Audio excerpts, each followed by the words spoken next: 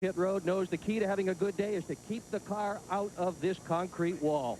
PIV, patience is a virtue, and it really plays a big role in a track like this. Not only is this track a terrific racing facility, but it represents a major step on the comeback trail for the Homestead community. 3 years ago, Hurricane Andrew hit South Florida, leaving devastation in its wake. 90% of Homestead's buildings and homes were damaged or destroyed. The cost in money, $2 billion. In human terms, shattered hopes and tattered dreams. 10,000 left, but the 20,000 who stayed demonstrated some old-fashioned American moxie. They dug in, dug out, living in tents while rebuilding. New housing developments, restoration of what could be saved, the business district returned. And today, people are coming back to Homestead. The Homestead Air Force Base, partially reopened. Back on Thursday, Grand National driver Jason Keller and his crew helped out in Homestead's unique Habitat for Humanity program, lending hand and hammer to continue construction. It really is a thing of giving. You know, these people have been through so much as far as the Andrew and all tearing everything up down here. You know, to build the area back up, it's really nice. And you know, I'm not doing a whole lot down here, but if I can bring some recognition to Habitat for Humanity, that's what I'm really down here for.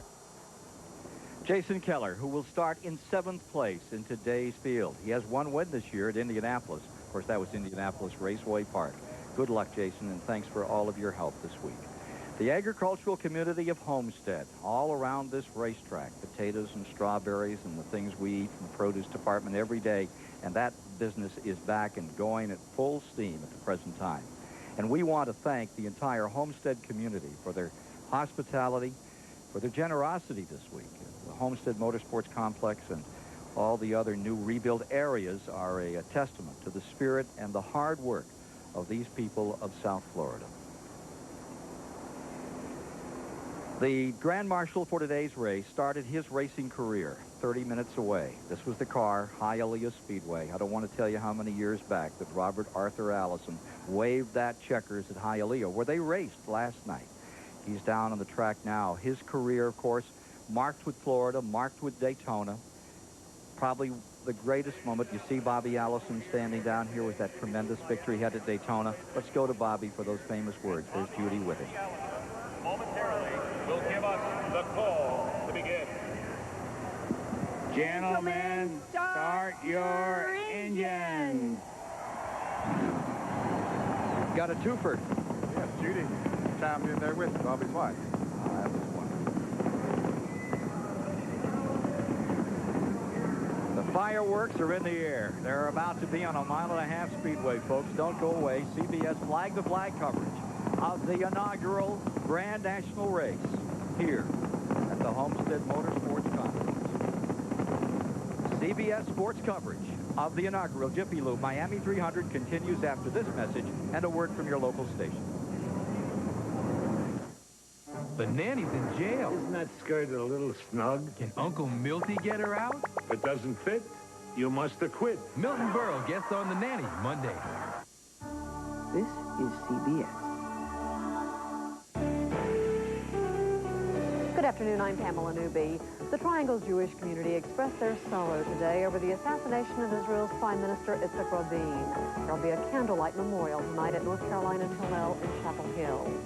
Army officials say the sergeant charged in the Fort Bragg sniper attack will remain confined at Camp Lejeune for now. And a group of Goldsboro Presbyterians head to Kenya today to help repair a hospital there.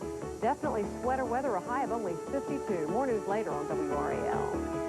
You could buy the new Chevy F-Series pickup because of all its standard safety features, like the airbag and four-wheel anti-lock brakes. Or you might buy the Chevy F-Series because it's one of the longest-lasting, most dependable trucks on the road. Or maybe you want one because even equipped is so affordable. But don't you really want one because it's fun?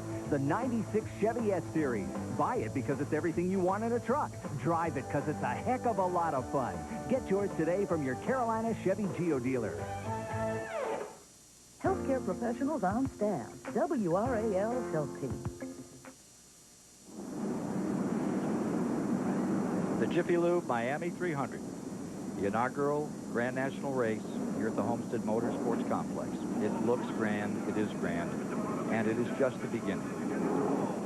It'll be 3 laps after they come down pit road, and the field is ready to roll, ready to move out for the first start of Grand National. We had a great dash race yesterday. We had an exciting truck race. But this is what has been sold out for weeks. Field rolling away to complete the 1995 Grand National season. And ladies and gentlemen, here is your starting grid for the last race of the year. The 21st different pole winner this year at 134.6, Joe Nemechek, 6th. But he's on the pole trying to stay with it. He wanted Jeff Bodine to take over. David Green is going to have to pull out of that front row and go all the way to the rear because he's in the backup car. In row 2 today, it's Kenny Wallace, winner at Richmond, and Tim Fedewa, who we saw win at Nazareth. In row 3, Derek Hope is there with Terry Labonte, the winner at Watkins Glen on CBS. Row 14, Jason Keller and Mark Martin, the 3-time winner. In row 5, it's Hermie Sadler and this year's Grand National champion, Johnny Benson. Row 6 is Elton Sawyer and Magic Shoes, Mike McLaughlin. Row 7, Jeff Green driving for Dale Earnhardt and Tracy Leslie. Row 8 today is Greg Sachs and Todd Bodine. In row 9, it's Rich Bickle and Ken Schrader. Row 10 is Chad Little and Jeff Purvis. For row 11 today, Doug Hevron and the youngest in the field, Buckshot Jones. Row 12, it's Larry Pearson and Phil Parsons. For row 13, the 1990 Grand National champion, Chuck Bown and Dale Jarrett. Row 14, Ward Burton, hot off that first Winston Cup victory, and Curtis Markham. Row 15, Tommy Houston at 50, the oldest driver in the field, and Mike Wallace. Row 16 today, Mike Garvey and Steve Reeves, the former USAC midget champion. Row 17, Ron Teal and Rodney Combs. Row 18, Dennis Setzer driving for Jimmy Spencer today, and Michael Waltrip. Row 19, Robbie Reiser and Johnny Chapman. Row 20, Jeff Fuller and Bobby Dotter. Row 21 from Vermont, Kevin LePage and Johnny Rumley. And rounding out the field, Steve Grissom, the 1993 Grand National champion. Ernie Irvin among the 20 who did not make the field, and we'll give you the complete rundown on that in a moment or two as the field completes the first of the preliminary laps, and the entire crowd standing up and waving off this field as they come by.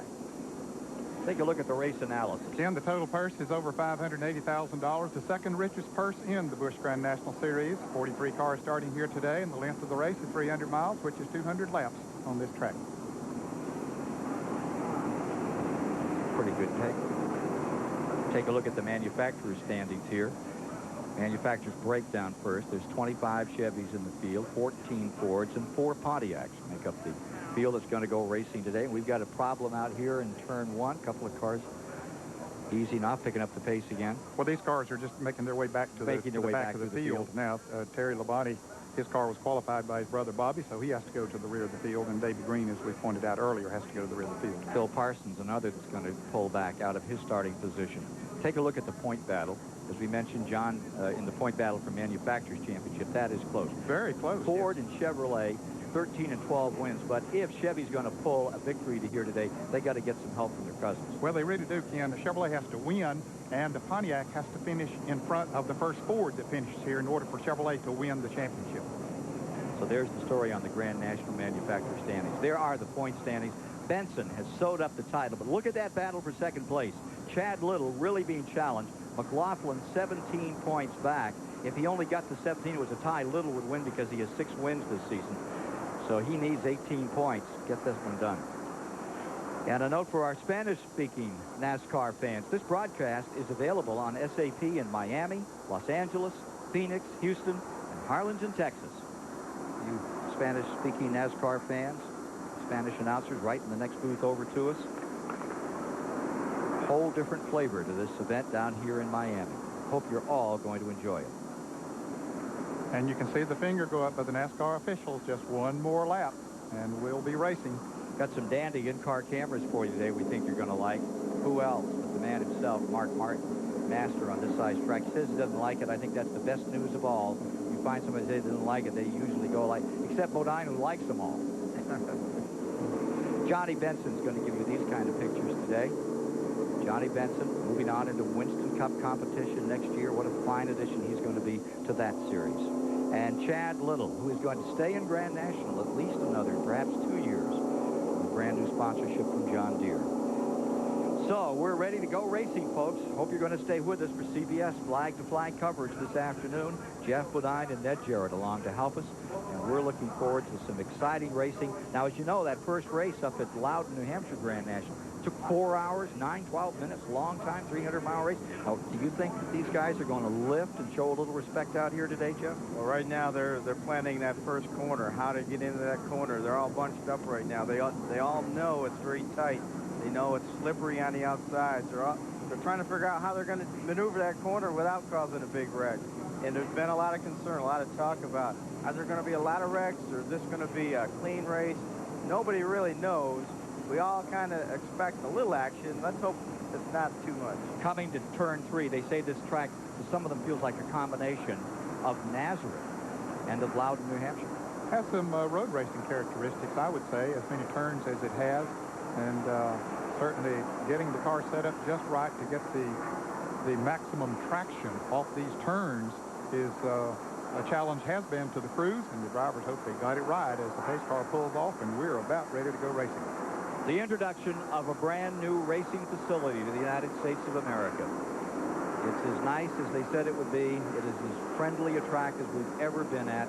These people in Homestead are so proud of this $60 million facility. Nemechek leads them down.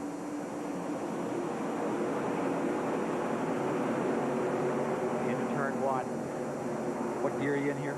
You're in high gear right now, Ken. And believe me, they're all happy right now. They made it through that first corner. Down into turn 2 in the sort out. Nemechek draws out in front by 10 car lengths as he tries to get some distance on that field. And he is really under the weather. 2 days ago, after he set himself on the pole, he was not feeling well. He stuck around, did all the interviews for anybody. We got a bad crash in turn 3. 3 cars out of control, and up into the wall goes one hard before we get one lap in. That's Tracy Leslie, who has golfed the wall hard, and with him, Elton Sawyer is down on the inside. Sawyer's car is coming around. And I think Chad Little might have been caught up in it as well. Chad's coming down pit road. There's the Tracy Leslie car number 86. Now, Chad, I see the right side of his car as he comes down pit road is okay, but nevertheless, he's making a pit stop here on this very first lap. Tracy Leslie hammers the wall, and he is in back end of his car. That looks like the end of the day. And they maybe will do a patch-up job, but it'll be a while. Well, like maybe they have gotten to the rear clip. Yeah, his car does look pretty banged up. Now, Chad Little, I mentioned, I don't think he was involved in the wreck. Maybe something was wrong with his race car. Let's go to the pits and Mike Joy. Ned, Chad Little was not in the wreck. He felt on the start of the race like he had a spark plug wire come off, and one is indeed loose. He has shut off the engine. Now, Chad very tenuously hanging on to second in points over Mike McLaughlin, and here comes another set of ignition wires over the wall to go on his Ford. And they're going to have to hurry, Mike. The pace car is coming into turn 4 right now, and they certainly don't want to go a lap down this early in the race. Chad Little's Ford on pit road. The pace car has the field down in turn number 4 before a lap was done. Tracy Leslie hammers the concrete in turn 3 hard. Dick Berggren has more. Well, Leslie may have hammered the concrete, Ken, but the crew is hammering on the car, trying to pound the wheel wells out enough just to get tires underneath it. Just before the start of this race, he said, I finally got a break. When Kyle Petty failed to make this event, Leslie picked up his sponsor. Well, he didn't even make one lap with that sponsor, and this car is well torn up. Both the back end and the left side of it are badly damaged. Chad Little getting out here and not losing a lap in number 23. And Tracy Leslie, however, did lose a lap. Now, Elton Sawyer, their other driver who was involved in that, he drove his car on around, caught up to the tail end of the field, and is now coming down pit road. So apparently the damage not too severe on Elton Sawyer's Ford. Nemechek, that lead up by his, he's led a Grand National, hadn't led a Grand National race since October of 94 back in Charlotte. If we can get a look at what happened out here in this incident in turn 3. Well, you can see Leslie is already sideways, and here's Sawyer in the white car, number 38, spinning down to the inside, and everybody else trying to thread their way through. And here's one car coming all the way down on the inside, Looks like maybe Larry Pearson, I'm not sure. Heavy on the brakes. Yeah, they're just trying to get by to get back to the start-finish line. They know there will be a caution. And again, here's the tail end of it. I would guess, Jeff, that probably somebody bumped Tracy Leslie going into the corner there just a little bit, got him out of shape and into the wall, and Elton Sawyer just got caught up in it. Yeah, we didn't see that, but Mike Joy down at pit road got another report. It was a loose plug wire. The end on these spark plug wires, inside this rubber boot, there's a metal clip that hooks onto the spark plug. They found one this morning that wasn't on there quite tight and then started the race. Another one had loosened up, and here you can just about pull this apart. I think now they have it on securely, and they've managed to get Chad back out without losing a lap. And Mike, as they come around this time, they get the signal for one more lap, and we'll go back to green flag racing. So Chad will catch up to the back of the field. He has a long way to go, but it's better to catch that problem early and get it fixed if you can. That's a real break for Chad Little. Winner of 6 races this year, trying to hold second in the standings. And right now, McLaughlin would have him covered and take second position away from him. So we get ready on a restart. Field is out of 2. Chad Little more than a half a lap behind him as he tries to play catch-up.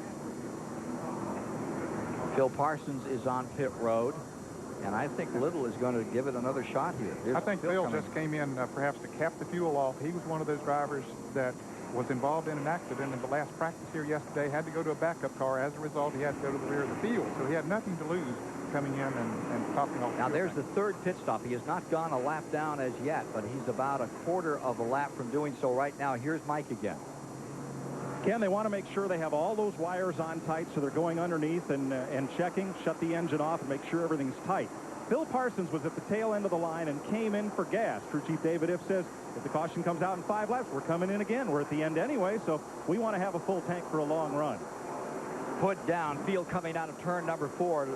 Chad Little trying to get it fired up. He will go a lap down. Doesn't stand a chance here. He's rolling. Yeah, but the field is going to be rolling faster when he gets down to turn 1. As you say, the green is out, and Chad will not be able to get back out in front of him, so he will go a lap down. He's past the line, and now he's down into turn number 1 on the entry road. Back onto the track, and the field rolls by him. Yeah, the NASCAR rules are that there's an inside lane around this track where you have to exit the pit area. And there's trouble over in turn 2, Jeff. Lots of cars going to be involved in this one, too. Well, right maybe it won't be as many as we thought. Everybody off it. That looks like Todd Bodine in the 72 for one. Racing back to the line. And there's Todd Greg Sachs in car number 33, the other one involved. Race back to the line. Second caution of the day.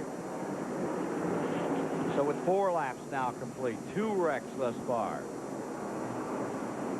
Nemechek stays first. Kenny Wallace to second on that exchange. Derek Cope slots himself in the 3rd spot. Tim Fedorov 4th. Mark Martin in 5th. Jeff, so far we've seen this track have pretty good self-cleaning on these 2 accidents we've seen. Of course, every accident is different, but when that first started, I thought, man, all of those cars coming off behind them there, I thought we was going to have 10 or 12 cars involved in it, and fortunately we only had the 2. There's quite a bit of room off these corners where, and the speeds are down a little bit where you can maneuver and get out of that trouble, but there is enough room, and we're going to see a replay of what happened over there. It looks like Todd got up in the loose stuff just high in that corner and just lost the car. And I would guess that Greg Sachs probably backed off, and maybe someone else didn't see it and tapped him a little bit, and he spun to the inside. Greg is in the pits right now. And everyone missed everyone. It's a miracle sometimes that happens. Todd was right in the middle of the track as he did a 360 and followed it up, just being able to roll it away there. Greg Sachs has his service, and he's headed back out. And here is Todd pulling up the side of somebody there. Phil Parsons. I'm sure he's having Phil to take a look at the, well, no, he's coming into pits is what he's doing. I thought maybe he's going to have him take a look to see if the fender was rubbing or anything like that. So he's probably flat spotted those tires, and he might as well, he's way back, he might as well come in and get 4 new ones and start over again. Good point. Of course, Todd is a fill-in driver in this car. This is the car that Tracy Leslie had driven all year long, the Ron Parker car. And Parker and Tracy split ways a few weeks ago, and Todd Bodine was named to drive it, and he won his first race with it. Led 1 lap and won. one lap he's won and pull that one off. In racing, there's no margin for error. The crew follows the same procedures every time the car pulls into the pits. It's the same way at Jiffy Lube. We follow the same strict procedures more than 50,000 times a day. It's your assurance that when you bring your car to Jiffy Lube, the job will be done right. And Jiffy Lube offers Pennzoil. That's why if it doesn't say Jiffy Lube, it just isn't Jiffy Lube.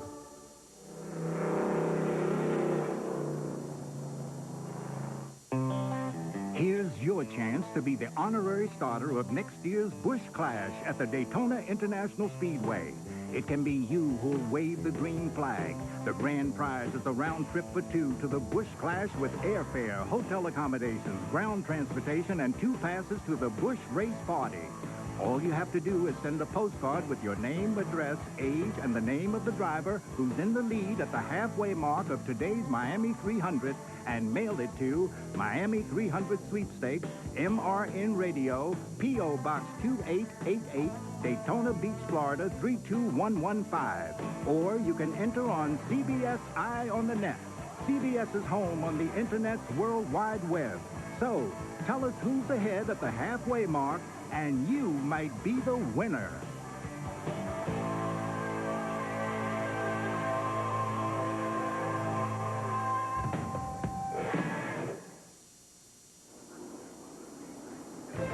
CBS Sports coverage of the Jiffy Lube Miami 300 is sponsored by Jiffy Lube. If it doesn't say Jiffy Lube, it just isn't Jiffy Lube.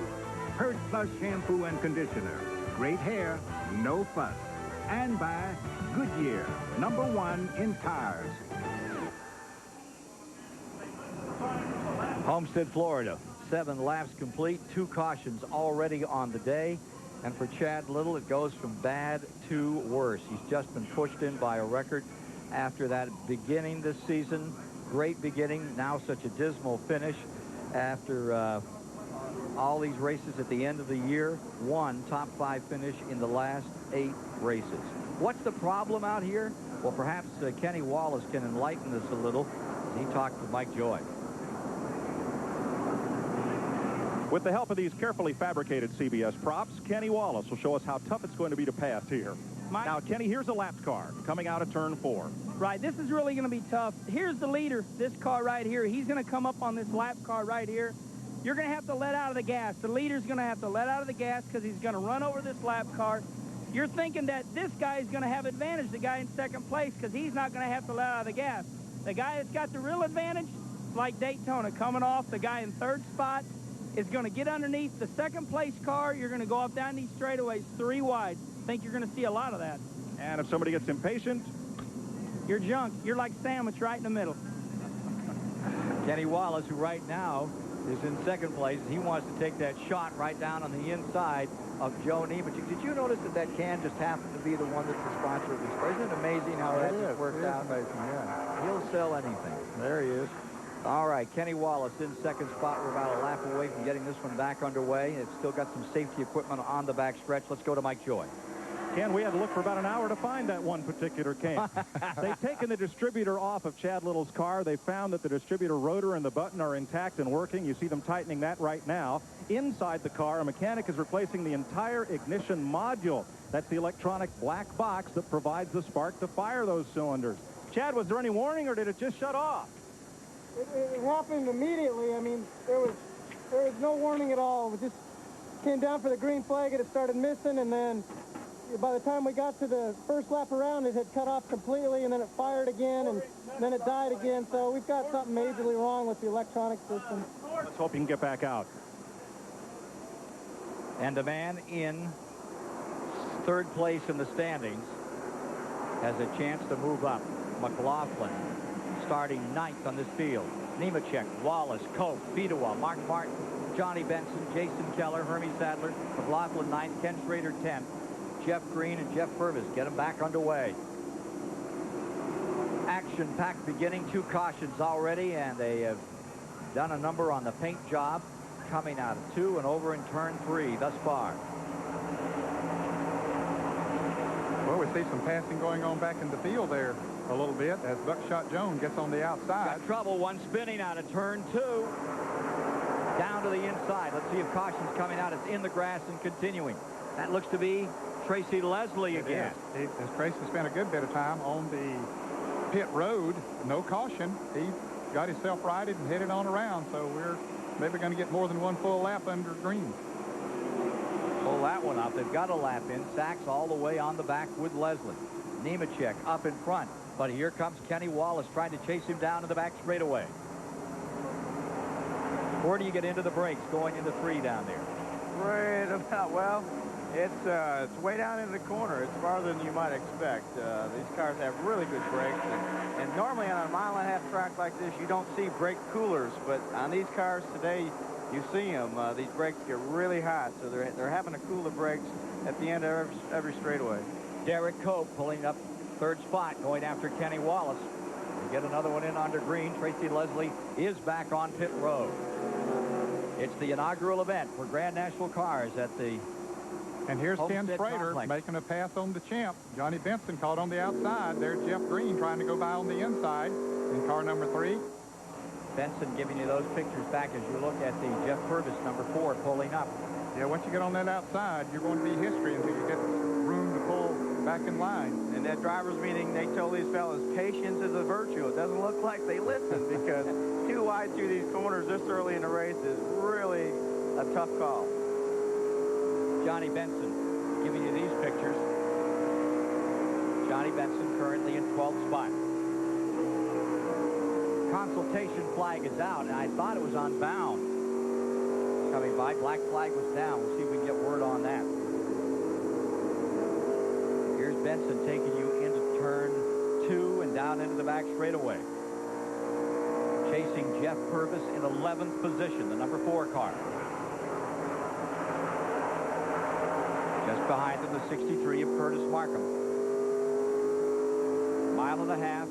Homestead Motorsports Complex is where the action is today here on CBS. Last race of the year for the Grand National cars. That black flag was out for Chuck Bound.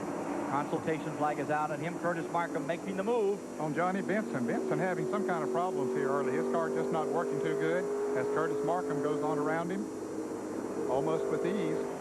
I think Benson's car is pushing up a little bit coming off the turn, especially off turn 4, and they're getting a run on him and coming down on the inside of it. Here's Chuck Bound on pit road. Chuck Bound coming in. And they're pulling the hood up on his car. You discovered a fluid leak or something there. And look at this. Nemechek is just pulling away from Kenny Wallace. And doesn't look like Joe's too sick today. I wish I'd taken him up on that offer to drive that thing. I'll tell you, he is flying. He has a great race car. But he is hurting. He's had the flu all week. He wanted Jeff to step in. But sometimes, Ken, a race car can be the best medicine that you can have. Harry Gant will tell you that. Well, Ned Jarrett used to tell those stories, too. Let's go to Dick Bergen. Well, they've just closed the hood on Chuck Bound's, Ken. They don't know exactly what's wrong with his motor. They didn't do anything to it. It sounded poorly as he came in under power. Sitting here at idle, it was just fine, but he's going to have to do a whole lot better than idle if he's going to make any time here this afternoon. Nemechek coming by. Second place man falling back into the hands of Derek Cope, Kenny Wallace. Pedois stays 4th. Mark Martin 5th. Jason Keller 6th. Hermie Sadler 7th. McLaughlin is in 8th, and 9th is Jeff Green with Ken Schrader 10th. Purvis and Curtis Markham filling that field out. And the guy on the roll right now is Dale Jarrett. He has come up to 13th position. Jarrett is flying through this field at the present time. Well, make that 12th. He just went around Johnny Benson to pass him. His car is moving very well.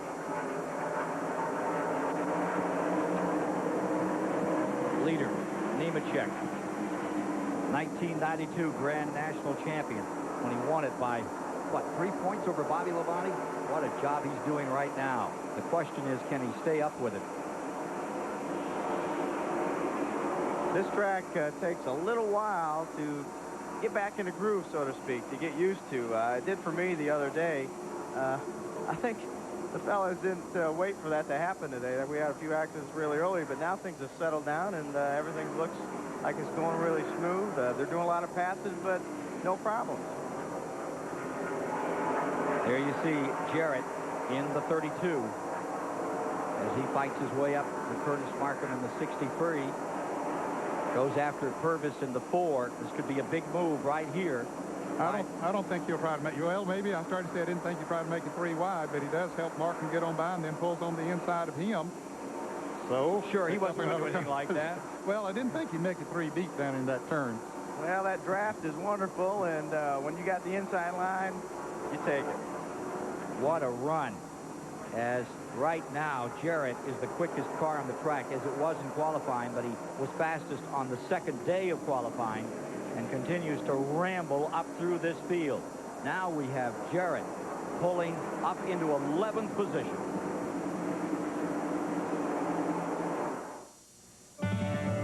Man has always been fascinated with speed. But winning is more than a flash of speed. It's a measure of skill. A test of guts. That's why the true spirit of NASCAR lies not in the machine, but in the man who drives it. We're proud to be part of this great sport. Busch, the official beer of NASCAR. Natural ability can only take you so far. Equipment counts for a lot. I'm always checking out new ideas. You have to stay competitive. That's what I like about Pert Plus. Cleans and conditions in one step. No messing with 2 bottles. I get great results. No hassle, no fuss. Eventually, we all cross the finish. The winners just find a better way to get there. Pert Plus, great hair, no fuss. Right now, through November 25th, Goodyear retailers across the country are turning up the volume on some of the best tires in the world. Tires with Goodyear written all over them, because we're turning up the savings. It's true. Now, you can save 25% off regular prices on some of Goodyear's most popular passenger performance and light truck tires. Everyday low prices start at only $19.99. Believe it. Just turn up at any participating Goodyear retailer. But hurry, this sale ends soon. In racing, there's no margin for error. The crew follows the same procedures every time the car pulls into the pits. It's the same way at Jiffy Lube. We follow the same strict procedures more than 50,000 times a day. It's your assurance that when you bring your car to Jiffy Lube, the job will be done right. And Jiffy Lube offers Pennzoil. That's why if it doesn't say Jiffy Lube, it just isn't Jiffy Lube.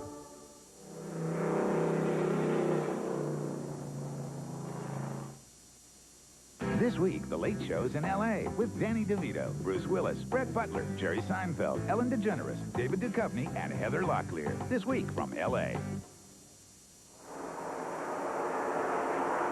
Back with you with now 22 laps complete. Nemechek in front, Kenny Wallace in second, and Derek Koch, who had been running in third, he's off the pace. Faltering, failing, down the back straightaway is car number 50. Mark Martin is going to go to third. Pitawa pulling up into fourth. Keller coming to fifth. Something's wrong with the former winner of the Daytona 500. It is the number 50 car headed on to pit road. Derek Koch, who was making such a great run here today, in trouble and headed into the garage area and maybe right behind the wall for the 1990 Daytona 500 winner. Well, there's a surprise. He was running well, driving consistently. Mike Joy has more. Ken, Bobby Jones, the crew chief, says he believes they have lost the clutch in that car. Cope is going to the garage. Chad Little is back in the race. They put a new ignition module in his car this morning so they wouldn't have any trouble. It was intermittent. The old one would have been better. He's back out there, but he is 13 laps behind. So there's an update on the, there's the man in the lead. Update on further back in the field. Nemechek now has some breathing room, but he's got Kenny Wallace coming after him, and then Martin.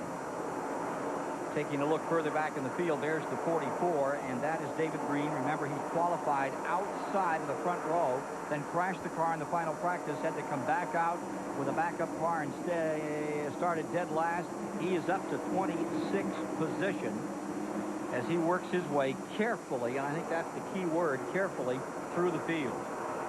Even though it's difficult to pass on this racetrack, he said he had a great car. Even though he had to go to a backup car, didn't get any laps in practice with this particular car, but he knew the setup. They put the setup they had under the other car, and apparently it's working well for him. He's just picking his way right on up through there. Coming after Rumley right now for 24th position, and Combs is just in front of him. Johnny Rumley right there in that black car. He's making a run on Chad Little. Remember, Little in big trouble. 10 laps down. McLaughlin taking over second place in the standings. Grissom to the inside. 3 abreast. Johnny Benson on the outside. And Benson goes very high. His car's still not working very good here for him today. As Steve Grissom moves on around. And you saw the 44 car back up. Green went in high, and Rumley took him back big time. Yeah, that was Johnny Rumley in the middle of that. In fact, here's 3 abreast again. Phil Parsons down on the inside. He knows he's got the right spot, but Greg Sachs knows he doesn't have, so he backed off. Terry Labonte just in the front of that group. Terry back there. This is all back in 27th, 28th position. Derek Cope out of the race. Boy, he had a great run at Phoenix last week. Best run of the year in Winston Cup racing for the Bobby Allison team. Wasn't that great for Bobby Allison, second place? Allison, the Grand Marshal, here today, back in the land where it all began with he and Judy. Hialeah Speedway, 30 minutes away, where they raced again last night and have for years. Let's go to Mike Joy. Derek Cope, short day in the heat. What happened? Well, unfortunately, you know, we got something wrong in the rear end of the car. Either an axle broke, the ratchets broke, or the clutch, something. The thing just wouldn't hook up, and the RPM goes way up. But can you run much 2 abreast here? No, you can't. It's a one-groove racetrack right now. You got to try to get position, get the car to turn underneath somebody off the corner so you can get down the straightaway. But unfortunately, we're not going to be a part of that with Hell Source or UAW today. Well, Ken, there's another guy with a little bit of a respiratory problem. I got a little bit of that. Joe Nemechek had it. Maybe something in the air. How you here. feeling, Bodine? You may be the... Everybody feels a little peaky today. Hope you're in good shape. I feel great after yesterday's super truck win. Yeah, and he won it big time. Yeah, when you win, I'll tell you, that cures a whole lot of ailments if you have any. And let me tell you, the Truck Series, folks, is going to begin. The official word from NASCAR comes tomorrow, but I think you want to maybe make some plans right now. March the 17th, they're going to open the Truck Series for 1996 right here at Homestead, biggest purse in its history. I figure maybe you'll show up. Well, they say when we come back next time, you know, we won't recognize the place. It's beautiful now, but they say they have a lot more to do, and they're going to get it done before then. We have 28 laps now complete, 42 miles. That leaves a lot of laps to go on this one, 172. We've had 2 cautions thus far in the early going. Now they've settled down, and they're giving us a very good race. Incidentally, McLaughlin, there he is in the 34. He's coming right after the number 1 car of Hermie Sadler. That's for 7th position. And McLaughlin, if he can keep it all stitched together, and he won't back out. I mean, he may take a spot in the points. All he wants is the win. Here you see Jarrett in the 32, coming from 26th position. He's up to 9th, and he's on a mission this afternoon. Well, Dale did have the fastest time, as you said, but it was on the second day. So a new track record was set by Joe Nemechek when he qualified, of course, since it was a brand new track. Then Jarrett came along and broke that record yesterday. However, we'll have to say that there's somewhat cloudy conditions and a little bit cooler, and that certainly helped Dale. But nevertheless, it is he holds the track record. But he was as quick as anything that was here in practice as well. Yeah, he was really a little bit faster than most. So you can see where your favorite driver is running as we give the complete rundown. Watching the 00 here, that's Buckshot Jones, youngest driver in the field. He's come up for a few and hasn't made it. He's in this one big time. Had a great qualifying run. He's up in 19th position.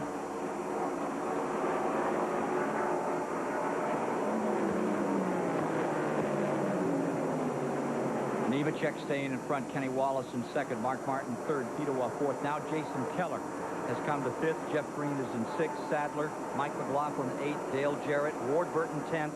Schrader 11th, and Mike Wallace. As we take a look at that top 12 out here on the field. Mike Wallace, what a job he's done. Yeah, he's come from 30th place, too. He's followed Dale Jarrett right on up through the pack. Jarrett coming from 26 to crack the top 10. And Ward Burton coming from 27th up to 10th. So all of those drivers started way back and coming right along. Well, there you see the leader, Nemechek, continuing to set a pace. The story here is his personal health. He has the flu. He has it bad. He was looking for drivers to fill in for him, but you wouldn't know it right now. Out in front and leading, Kenny Wallace, Mark Martin, and Tim Pitowa here in the Miami Jiffy Lube 300. Stand by for more.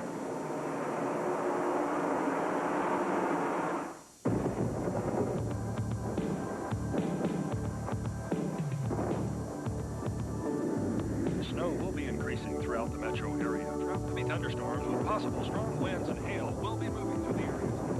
When you want to do it yourself, but you don't want to be under the weather, let Jiffy Lube change your oil with Pennzoil.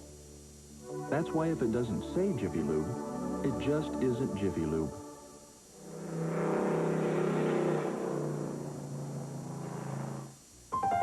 Ford introduces the all-new Taurus, where every curve flows into an ingenious new design, where one-of-a-kind ideas unfold, where everything you touch is soft on your fingertips. And even the back seat shows forward thinking. The all-new Ford Taurus.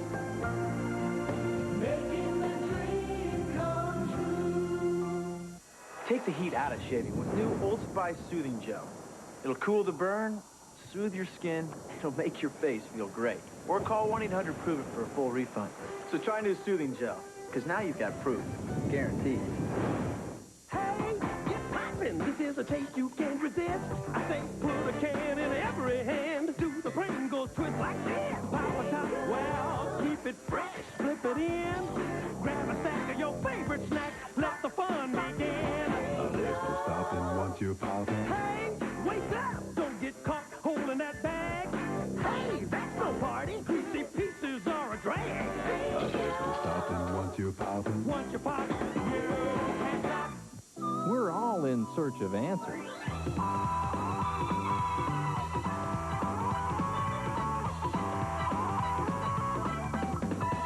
See us for the ones about cars. The nanny's in jail. Isn't that skirt a little snug? Can Uncle Milty get her out? If it doesn't fit, you must have quit. Milton Berle guests on The Nanny Monday. In the 34th lap, caution is out for the third time today in this Grand National finale, and here's why. Watch the 25 coming through turn 3. Johnny Rumley went in there. I don't know if he got in a little bit fast or what happened, but the car just got loose on him, Jeff, and it looked like he got up in the loose stuff maybe a little bit too much and never could get it back under control. Yeah, you get up a little too high. There's a lot of sand and gravel and loose rubber, and Johnny got up into it. It looked like he almost had it straightened out, but then he lost it down the short straightaway. You think that Rich Bickle got a little piece of it there going into the corner? Maybe not with any sheet metal, but he did with his air. Yeah, he definitely turned him loose by getting that close. And Johnny was running alumina, which, you know, those cars don't have the downforce the new Monte Carlos do, and got him a little sideways. Hey, we see some cars in the pits. Surprisingly, the front-running cars did not come in the pits. Johnny Benson, we mentioned that he was having some problems. Let's go to the pits and Mike Joy. Ned, only a few of the leaders are in. Champion Johnny Benson, defending champion David Green, and Terry Labonte. They are all taking on right-side tires. At least that's what Green did, but now Johnny Benson wants all 4 tires. They only have 3 sets of tires that they could use during the running of this event. And I think for track position, most teams would have come in here and just gotten 2 on this stop. Benson may have changed the thinking of some of those. And when we say only 3 sets of tires that they can use, that is during caution period that they can only put on 3 different sets. Now, under green, I understand, Mike, is that correct, that you can change as many tires as you want to under green? That's my understanding, Ned. Looking for what's bolted up here, each of the teams do have more tires available to them, but definitely 3 sets under caution is all they're allowed. It's a little bit of a cost management rule applied here, and because passing is so difficult, we figured a lot of teams would just take on 2 tires and get a track position further up front than those that got 4. But now this next time around, hardly anybody on the lead lap is coming in, so looks like they're going to try to run a while. I think they can get about 70 laps out of a tank of fuel here before they have to come in. Dick Berggren? And one of the interesting features of this tire rule is usually when you're limited on tires, they'll let you have tires if anything happens to the ones that you're running. If you flat spot them, if you get flats, you get new ones to make up.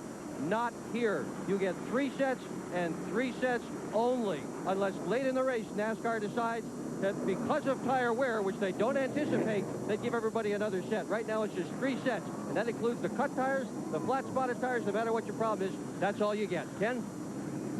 The 14 leaders pitted, and all are back on the track. Here are the cars right now. We have a moment in this caution period that failed to qualify, and there's Glenn Allen Jr., Belmont, great racer, Jimmy Bound, Ricky Craven, Chris Diamond, Dale Fishland. Line didn't make it again this time. Mark Green, Shane Hall, Ernie Irvin, the big story here, ran the truck race, gave it a great show, but didn't make this show. Red Cagle's kid didn't make it. Patty Moise. Kyle Petty, you see there. Tom Peck, Pete Orr, Tony Stewart, who's trying to make his way into this. And Dick Trickle, of course, crashed in practice early yesterday. And Dennis Setzer is driving the car number 20 today. It's sort of a changeover. But Dennis Setzer is in the car number 20. We have a total of 32 cars in the lead lap. They're showing 32 cars remaining in the lead lap. So we've gone about the half of the distance of a gas stop, so that explains why the explanation between Mike Joy and Dick Berggren, why we did not see the front runners come into the pits here. They want to save those tires for cautions later on. Let's take a look at how this track was built. This 1.5 miles just south of Miami, Florida. We're running this inaugural event today. When first we came here with Ricky Craven a year ago, we stood in one part, and Ralph Sanchez says, "You are in turn 1. Ricky turned to me and said, "I think we are also in a gravel pit." This is how far they've come. Actually, in less than a year, putting this construction together. The tower, as nice as anyone around. The grandstands, they will keep adding to these. They put up 60,000 seats and sold them out a month before the race. Look for more from Homestead in the future. Finishing touches, they're still working on at this very hour, and they say, wait till the next race. And as we understand it, March the 17th is when you're going to see the NASCAR Super Truck Series open their season right here in South Florida. Great crowd out today enjoying this race, and a tremendous crowd out yesterday. And I got to tell you, Jeff, as much fun as anything I've seen in a long time was when you and Skinner were out here really running. And every lap you came by, the whole grandstand stood up and cheered. You'd have thought you'd been at the Chemung Speedway or the Norwood Arena years ago. Gosh, it was fun to watch. It was a lot of fun out there, too, Ken.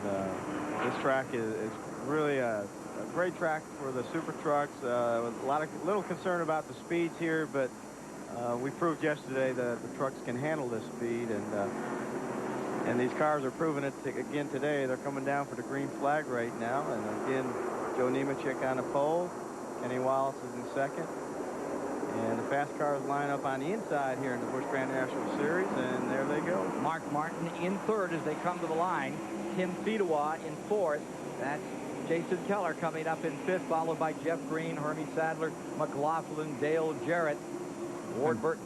Mike Wallace got a great run going on the outside, past several cars going into the first turn, but he was on the outside when he got there, and that wasn't good. He's losing at least that many spots back now. We're getting a report there may be a little breakup down there in the asphalt in turn 1. We'll follow that story for you, try to give you an update on the man that's leading, Joe Nemechek, set on the pole. And Seaver is the story there. And these fellas behind are doing some great racing. They're not giving anyone any breaks. If a guy can get his nose underneath somebody going into the corners, he puts it there and puts the other guy on the outside. And there we see a patch through turn 1. But that's been there all along. That's been there for months. Right, and it didn't break up yesterday in the dash race or the truck race. And I think that's a missed call. That doesn't look like anything more than what it's been right along. Now, this is a great surface here. Very smooth and a lot of grip. As you see these cars make these passes. Now, there's Mark Martin getting past going into turn 3. Now, that's a little strange. He was running really good. Keep an eye on him, see if he's got a problem. But yeah, he was up in third, and he slipped back a spot. It's Tim Fedewa that went around him. Even car number 55. Mark's still going, so maybe there isn't a problem, but he does look a little slow down the straightaway. Let's see what happens, because right behind him is that Jason Keller. There's a racer. He'll come after you big time. Here's Dick Berggren. Well, I'm with Tommy Houston, Ken, and he is the most experienced driver in this series. Tommy, you've run a lot of racetracks. What does it look like to you? Is it breaking up? No, everything was perfect. You could go inside, outside, or at least I could with my car. And, you know, I mean, it's just beautiful. You couldn't ask for a better racing day, better track position, better track conditions. You know, the tires are wearing great. You know, we just lost the valve, and we can't replace it. Can't blame the racetrack for the valve. No, that track's still in very good shape. Under a lot of heat and pressure right now. Well, I'm impressed right here with Joe Nemechek. He is just absolutely checking out on the rest of the field. But back farther is Mark Martin. He keeps slipping back, Ned. I don't know if it's a handling problem or something else. I don't know, Jeff, but they're passing him on the straightaway, whether they're getting a run coming off the corners and passing him or what, but he definitely is dropping back. Mark Martin, who was certainly one of the favorites coming into this race today, is having some problems right now.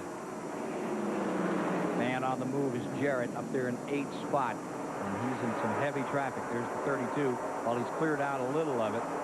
Here he comes. Nemechek in front by 30 car lengths.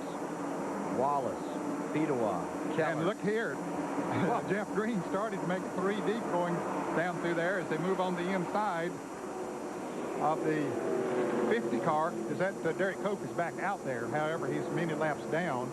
We talked to him a little bit earlier. He's showing 14 laps down right now, but he's back out there in the Health Source car. Jarrett in the 32. Laps on coming on. If you look a little farther back, you see Jeff Green in the 3, Ward Burton, and Todd Bodine and Mike Wallace. They've come from a long ways in this back up to the front. Todd's right now in 10th, Mike in 11th, and those boys are running really good too. Yeah, remember, Todd spun out early there in the race. He has made a tremendous comeback up through there. Jarrett up to 7th. And here he is closing in on Jeff Green.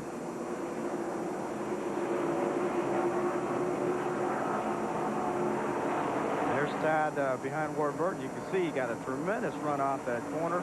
And is he going to be able to pull off this move? We'll see who's the bravest. Yes, he does.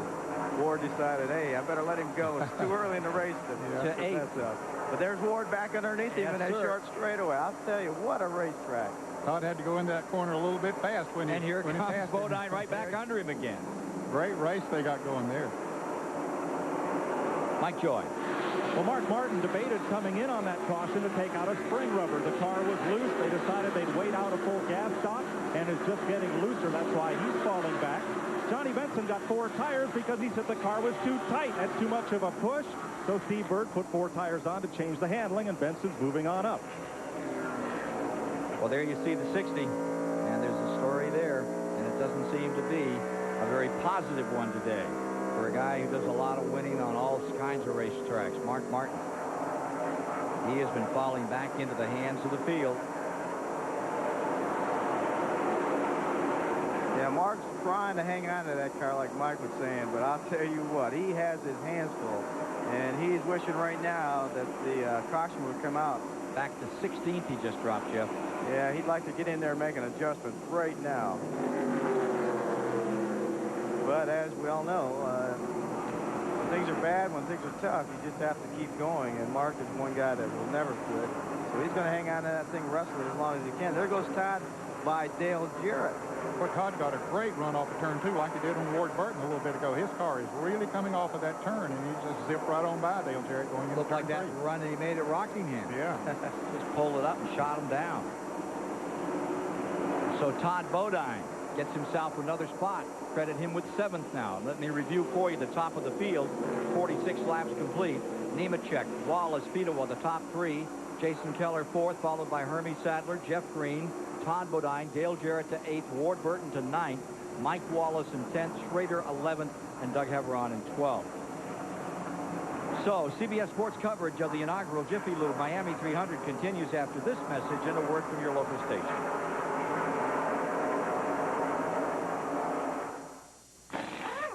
In racing, there's no margin for error. The crew follows the same procedures every time the car pulls into the pits. It's the same way at Jiffy Lube. We follow the same strict procedures more than 50,000 times a day. It's your assurance that when you bring your car to Jiffy Lube, the job will be done right. And Jiffy Lube offers Pennzoil. That's why if it doesn't say Jiffy Lube, it just isn't Jiffy Lube.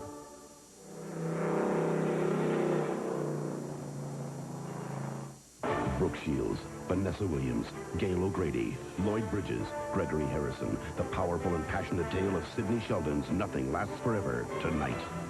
The joy of owning a home. It's all ours. The house, the yard, the trunk that's going to slip on our icy steps and sue us. If your mother comes by, we'll salt the steps. Then, a magic moment for Dad and son. Well, look at that. You are back in the whisker business. Yes! Son, today you are a man. Go get a job. Dave's World right after Bless This House, Wednesday. You're on CBS. Advance Auto Parts presents part number 14, the brain. An active brain, like those found in Advance Auto Parts salespeople, is capable of analyzing any automotive problem. I can't understand why I'm losing compression. In a millisecond, the brain is working, computing options, calculating dimensions, until it comes up with the solution, allowing part number 12, the hand, to take over. Advance Auto Parts. The best part is our people. What do you know about HMOs? You have lots of choices. You don't have a lot of control. What should you know about HMOs? Lower cost often means higher quality. Managed care can sometimes lead to delays. The promise is good medicine at lower costs, but are HMOs for everyone? I'm trying to learn what all this means. WRAL's David Crabtree takes an in-depth look at HMOs so you can start cutting through the confusion. Monday on WRAL's 6 o'clock news. A husband learns his wife was really a man. Watch Inside Edition. Joe Nemechek with 44 of one, a correction on that, with 50 now of 150 laps complete, is just pulling away from the field. Out in front has built up a big advantage over the man now in second, who is Tim Fedewa. Fedewa's just moved around Kenny Wallace. That transposes him back to third spot. Jason Keller stays in fourth. Hermie Sadler is fifth. Todd Bodine sixth. Jeff Green is seventh. Dale Jarrett is eighth. Ward Burton is ninth. Mike Wallace is in 10th as we sort back through the field here to let you have an idea of where some of your favorites are running around this racetrack. But the guy that is the big surprise, Nemechek, this morning you talked to him, or he talked to you, Jeff, and he didn't sound very confident he was going to last too long out here. No, they had him inside his transporter with some IV fluids, and you know, Joe right now is he's running fast, but it looks to me like that car is just absolutely handling perfectly. So maybe he isn't working really hard, and let's hope he can last the whole race. And first place can make you feel a whole lot better. More on the story from Mike Joy. Ken, I think as long as they run at speed, he's going to be okay. He's got a lot of air circulating through that car, through his helmet, and through his suit. If they have a long caution period, though, that's when the heat really starts to build up in there and when he might start to get a little woozy. His younger brother, John, is in the pit. He's in a fire suit, but does not have his helmet on and only intends to put it on if Joe calls for him. And so far, Joe hasn't said anything about the way he's feeling. He's just talking about that car, and right now he loves it. So Nemechek stays up in front, moved in the Winston Cup onto his own team this year. First year as an owner-driver there. We take a look at second and third. That's Fedewa and Kenny Wallace dropping back. And just behind Wallace comes Jason Keller. There's Jason right after him, and with him comes Todd Bodine in the 72. He just took over fifth the last time around. He passed Hermie Sadler for that position, and Todd Bodine might have a car that's equal to Joe Nemechek. He's just back there in traffic. Ooh, he's in some heavy traffic right there as he comes to the start-finish line. And here comes Jeff Green in the black car down on the inside. But it's Todd Bodine on the very bottom. That car working so well, he dropped it right down on the apron, made it stick there, and gained more time. The 72 car, Todd Bodine, winner at Rockingham in that dramatic 3 across, triple wide finish, is coming with car number 57, Jason Keller, just in front of him. This is the battle for fourth. Jason Keller there, Todd Bodine going for 2 in a row, trying to take it away in that spot and go look for Nemechek, Fedewa, Wallace, 1, 2, 3. 53 laps now down. Those fans are watching Todd Bodine. They have seen him come up through the pack. Boy, coming all the way from the rear. And Ned, I'll tell you the big change here. They're catching Nemechek right now. Fedewa has closed. It was what, almost 4 seconds? Now it's down to 2.8. Fedewa's on a roll. I think Nemechek is being reeled in. If Todd Bodine can get by these cars, he is definitely faster. He's not turning his lap speeds right now faster than Nemechek because he's caught up in the middle of that traffic. But the car is really coming off the turns, in turn 2 in particular. You can see how far he pulled away from Jeff Green there. I'll tell you, the other guy that's right coming along with him is that Ward Burton in the 95, and he's so pumped up after his first Winston Cup win, he may just float that car around this racetrack. And there he makes a move underneath Jeff Green going into turn 1, and they got slowed down a little bit off of turn 4, and that gave Ward a little run. We talked about Dale Jarrett being so good earlier. He's dropped back a little bit now. His car is not as good. He might have used those tires up coming up through the pack when he was coming up through there so good. He has dropped back to the 9th position now, got up as far as 7th. Kenny Wallace in 3rd. That's the car 8. You just follow this. It's Grand National Racing, and it's as good as you get.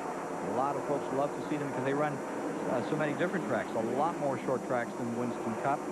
And you see a lot of aggressive young drivers out here. There's not a lap when they don't have it wide open, full on the throttle. And the drivers' meeting was extra long today, telling all of them to be patient, to lift, to be respectful of each other. That's pretty hard to do when you're a youngster and you've got so much vim and vinegar and you want to show what you can do. Here comes Todd Bodine down to the inside. That's Jason Keller on the outside. And Bodine fires through on the bottom, and he picks up another spot. Give him 4th. And that slots Jason Keller in 5th.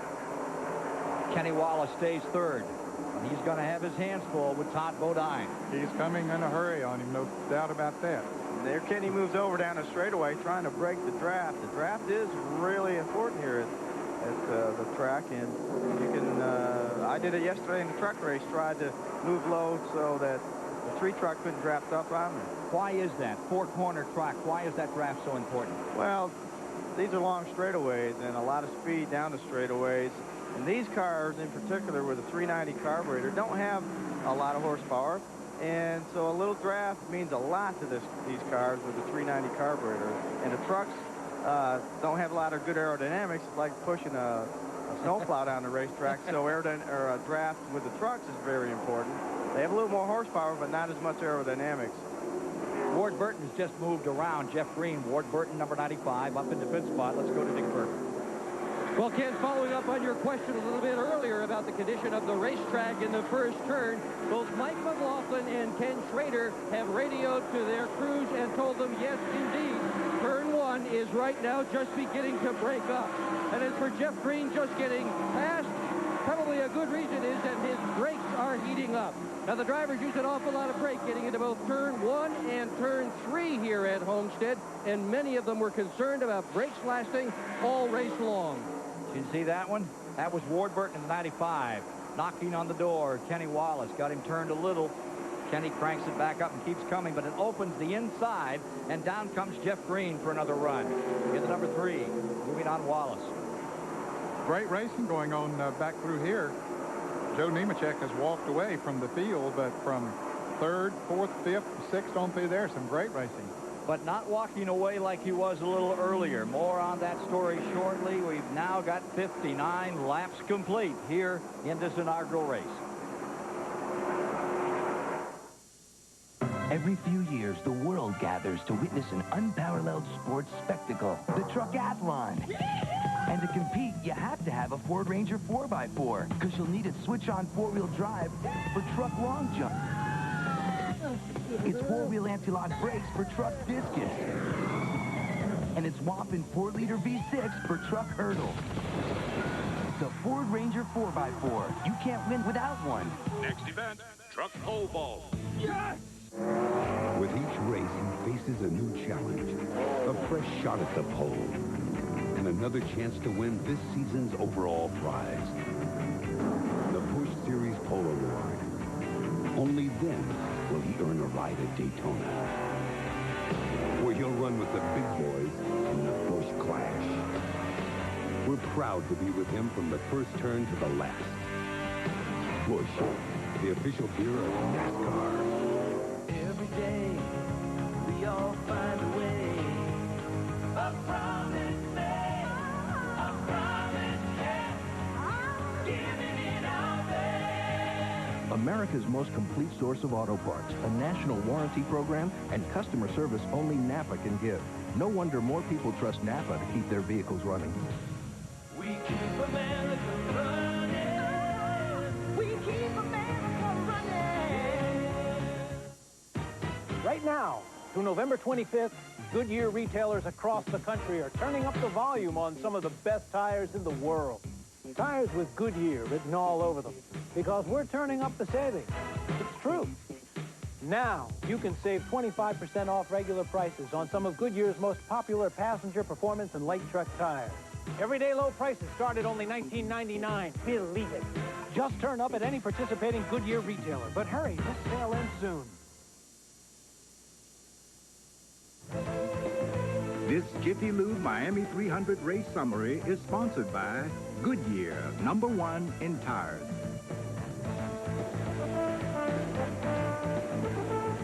After 91 miles have been completed here, the leader has been Nemechek all the way. Average speed 103, held down by 3 cautions, 11 laps, and 4 of the 43 starters have been forced to retire. Here are the drivers out of action: Tracy Leslie, Tommy Houston, Derek Cope, and Johnny Rum. And we're beginning to see green flag pit stop. While we were away on the break, Ward Burton made a pit stop for a change of 4 tires. And here is Mike Wallace in the pits. I believe he's just getting right side tires.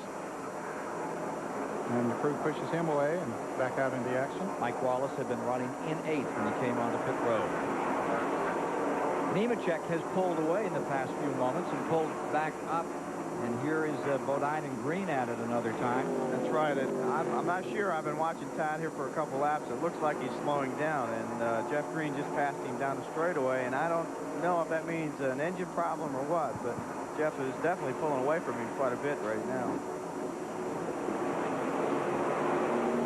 Nemechek, it seems to be the traffic pattern. If he gets near traffic, he gets caught up as long as he's got it the long straightaway. Well, he's being very careful. Yeah, he's being very careful through that traffic, which is what he needs to be when as fast as his race car is. He doesn't need to take any unnecessary chances.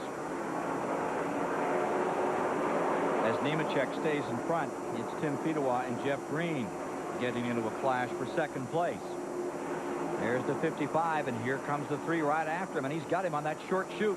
On that 600-footer, Jeff Green had it planned and timed perfectly. And Fedewa, something's gone wrong with his car. I don't know if he's run out of gas or he just pulls to the inside now and is coasting along down the backstretch. Let's see if he's able to get back around to the pits. This is at lap 65. And they're getting close as far as gas is concerned. 97.5 miles complete. Yeah, they aren't going to be able to go many more laps on fuel. Well, it was a shaky start. If you're just joining us, we had a couple of cautions in the first 2 or 3 laps. Now they've settled down and done some outstanding racing on a brand new racetrack. And one of the problems here is the very fine sand in this part of the country. And with all the construction... Here's the spin off turn 4. And caution is out as Dale Jarrett and Hermie Sadler come down pit road. They'll go on back out, though, and try to stay in the lead lap. They had committed themselves to come on to pit road for a green flag pit stop. And that's Mike McLaughlin. And that's going to, we'll have to see what kind of a story that makes out of it. McLaughlin is hammered in there pretty hard in the 34. Remember, he's trying to take 2nd place in the standings away from Chad Little. Little had him by 17 points going into this afternoon's event. If it ended that he picked up 17 points, it would still go to Little because it would be decided if it was a tie on number of victories. And, of course, Chad's knocked off 6 this year. So the 34 going a lap down here, and it's in there strong. It took a long slide out of 4. Well, this caution is going to be a break for Mark Martin. Mark Martin was about to go a lap down, and now he'll get to come into the pits. So let's go to the pits and Mike Joy. Well, it's a bit of a break for Tim Fedewa. The Seminoles aren't giving a whole lot of help on the side of that car today. Fedewa was out of fuel. He will take on 4 tires and try to get back out there, but he may have gone a lap down in all this, Tim. Yeah, I think he did, Mike, because he had coasted around. I think when the scoring comes up the next time around that he will be shown a lap down because he ran out of gas coming off of turn 2 over there and had to coast all the way around. On the last lap that we had recorded, they still showed him in the lead lap in 26. The 28 cars in the lead lap, but the scoring is usually running about 2 laps down. So I would think that's dead on that Peter would find himself looking up from under 1. There you see Jarrett in the 32. Who had come into the pits, had made a commitment, he and Hermie Sadler both. But when the caution came out, their spotter said, hey, caution is out, come on around. And so they didn't even stop in their pits. But now, as you see, everyone is coming into the pits. All the leaders are coming down the pits. Nemechek, Jeff Green, Wallace, Todd, Bodine, and all the front cars are glad that caution came out. Believe me, they'd run plenty long enough. They were ready for those new Goodyear tires, believe me. And I believe Todd Bodine is one of those that was really ready because his car, as you mentioned, seemed to be slowing there a little bit, Jeff, those last few laps. So let's go to the pits and Mike Joy. 20-year-old Brian Patty is the crew chief and the jack man. Now, the relief driver For Joe is his brother John, who is the right rear tire changer. And now John comes around, hits the lug nuts on the left rear. First can of gas is in, second can is done, so the car is full of fuel in far less time than it takes to change tires. John hammers home those last few lug nuts, and Joe's away. First time really had anybody different up in front all afternoon. Comes on this caution pit stop, which is the fourth of the day. Nemechek has had the headlines from the outset of the race. He's been up on top. The question is, can he stay there? Now we're about to find out on this restart. Ward Burton being shown in second place to Mike Wallace right now. Wow, how'd they do that? Pennzoil introduces Performax 100. 100% synthetic at a breakthrough price. 100% synthetic at a price this low? How'd they do that? Leave it to Pennzoil to make synthetic affordable. How'd they do that? Hey, there's more. An extra $6 rebate on a case. Or $6 off on an oil change by the pros. How'd they do that? Engine problems? Before you try a tune-up, try Gum Out first. The solution could be less than $5. Can a McDonald's McChicken sandwich take you by surprise? Can it help you win friends and influence people? Can it be just the break you've been waiting for? Of course it can. Can it make you see double? Yes, with McDonald's 2 for $2. 2 tender McChicken sandwiches or 2 6-piece chicken McNuggets for just $2. So, can it turn a pair of average couch potatoes into every woman's fantasy? Come on, what do you want for $2? Have you had your break today?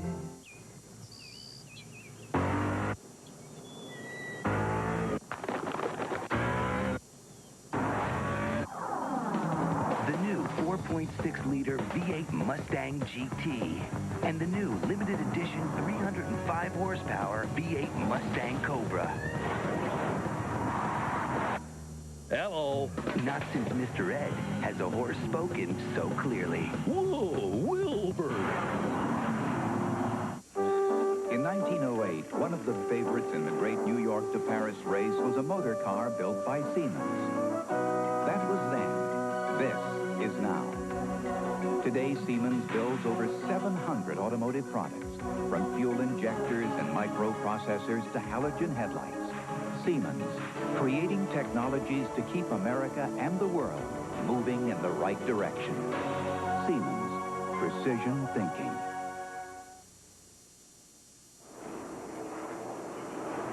CBS Sports coverage of the Jiffy Lube Miami 300 is sponsored by Ford and your Ford dealer. Have you driven a Ford lately? Smooth Busch beer and easy drinking Busch Light. Busch, the official beer of NASCAR. And by AutoZone, the best parts in auto parts. And welcome back to the Homestead Motorsports Complex. First major race.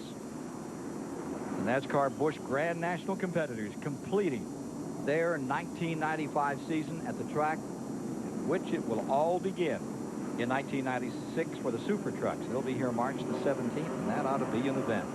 Of course, the Grand National cars, they get a chance to do liftoff down there in Daytona the day before the 500. More about that later. Let's go to Dick Burke. Lots of drama on pit road right now, Ken. Magic Shoes Mike McLaughlin sits here, his front end all torn up. Recall, McLaughlin came into today's race only 17 points out of second to Chad Little. Chad had problems earlier. He came in 58 points up on Jeff Green. Green has had no problems at all. The nose on this car, as you can see, is all torn up. Crew chief Clyde McLeod is the man right in the front. He is directing repairs. No matter what, the aerodynamics are absolutely gone on the number 34. He will have a tough time for the rest of the day. This caution may be extended. As we understand, those patches that were put in several months ago, they may be lifted in a couple of areas, and they want to take a real hard look around the track. As the field is set, showing 70 laps complete, John Benson is in the lead. Phil Parsons is in second. Jeff Fuller is in third. Michael Waltrip fourth. Jeff Purvis fifth. Joe Nemechek sixth. Green seventh. That's Jeff Green. Kenny Wallace eighth. Schrader ninth. Doug Heveron is in the 10th slot, and they're going to take a little extended time in this caution period. Now, just in front of those leaders are cars that are are trying to gain a lap back. Fedewa on the tail end of that lap. Also in there is Grissom and Ward Burton trying to make up a lap. So it's going to be a double file frolic when we get going here again. Now, Ward Burton had made a green flag pit stop, he and Mike Wallace both, and Todd Bodine is going behind the wall. His car, one of the fastest out there. He came in and made a pit stop during this caution, but right now he's behind the wall. He was the one that was coming on in those last 20 laps, just ripping through the field. And the hood is up on the Todd Bodine car. Let's go to Mike Joy. One reason Johnny Benson is in the lead is because Steve Bird took those 4 tires earlier at lap 34 to tighten the car up. So this time he only needed 2 tires and thus gets track position and the lead. Benson has vaulted from Rookie of the Year to Series Champion in only 2 years here on the Grand National Circuit. He is really getting used to advancing quickly in the forefront of this sport.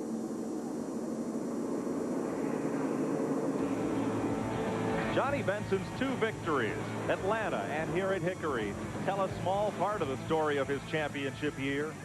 12 top 5 finishes, 18 top 10s in 25 races, and only 1 race failed to finish. But like this 3-wide run to the checkered flag at Rockingham with Mike Wallace and Todd Bodine, Benson and crew chief Steve Bird raced every lap to win and let the points fall where they may. You definitely got to have some racing luck. You got to have a good car, got to have good engines, and we have all that. I tell you, we just did the best we could all year, and I believe that there was a couple, 2-3 races that it's very possible we should have won, but we didn't. But that's all, you know, part of the program. But the guys are really good, they're real consistent, and that's what paid off for us. In just 2 years here, Benson's been Rookie of the Year and now champion. But he's moving on again, this time to Winston Cup. That's going to be tough. You know, this will be the 3rd time that I've been a rookie in 6 years, so that's going to be tough. The learning curve is going to be pretty steep.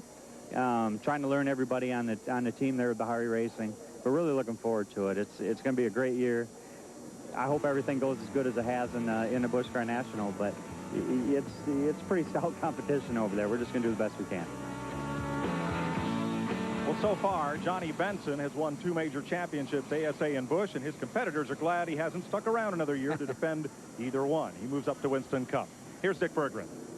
Well, Todd Bodine's car sits behind the wall. Todd Bodine, exhausted, sits in the garage, sweat pouring off him. Todd, what has happened here?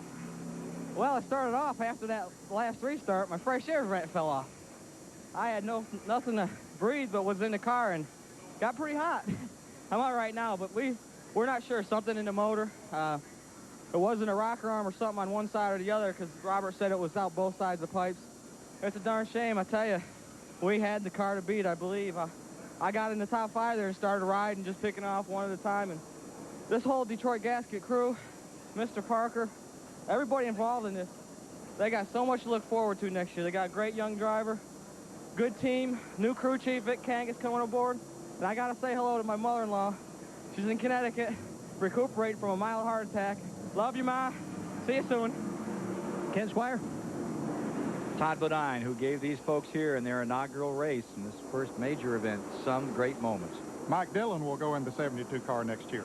And we'll be back with more of the Jiffy Lube Miami 300 in a moment.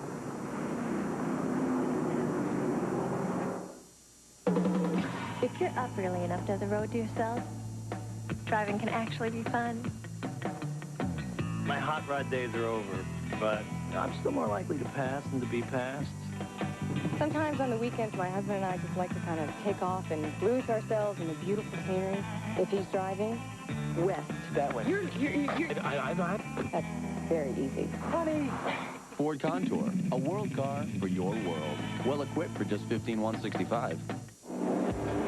From Darlington to Talladega, through Daytona, Rockingham, and Watkins Glen. In every major NASCAR race, Busch Beer recognizes the pole winner with the Busch Pole Award. Because if there's one thing we know for sure, everyone follows the leader. Busch Beer, proud sponsor and official beer of NASCAR. You see the NASCAR fan that is really committed. They'll be sitting in the grandstands probably at 7 o'clock in the morning, even if it's pouring down raining. They'll drive 6 hours to meet you for 2 minutes. Well, the word I think that sticks out in my mind is loyal. When they go to the grocery store, they look for the products that sponsor race cars. Loyalty is what a NASCAR fan is all about. NASCAR fans, it's true. You're the best in all of sports.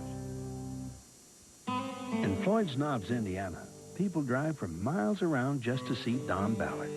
Because when it comes to car repair, well, there's not much he can't fix. You see, Don's the type of guy who believes that doing a job right and saving money go hand in hand. So he begins each job with a trip to AutoZone. Sure, it's a 20-mile drive. There are other parts stores along the way.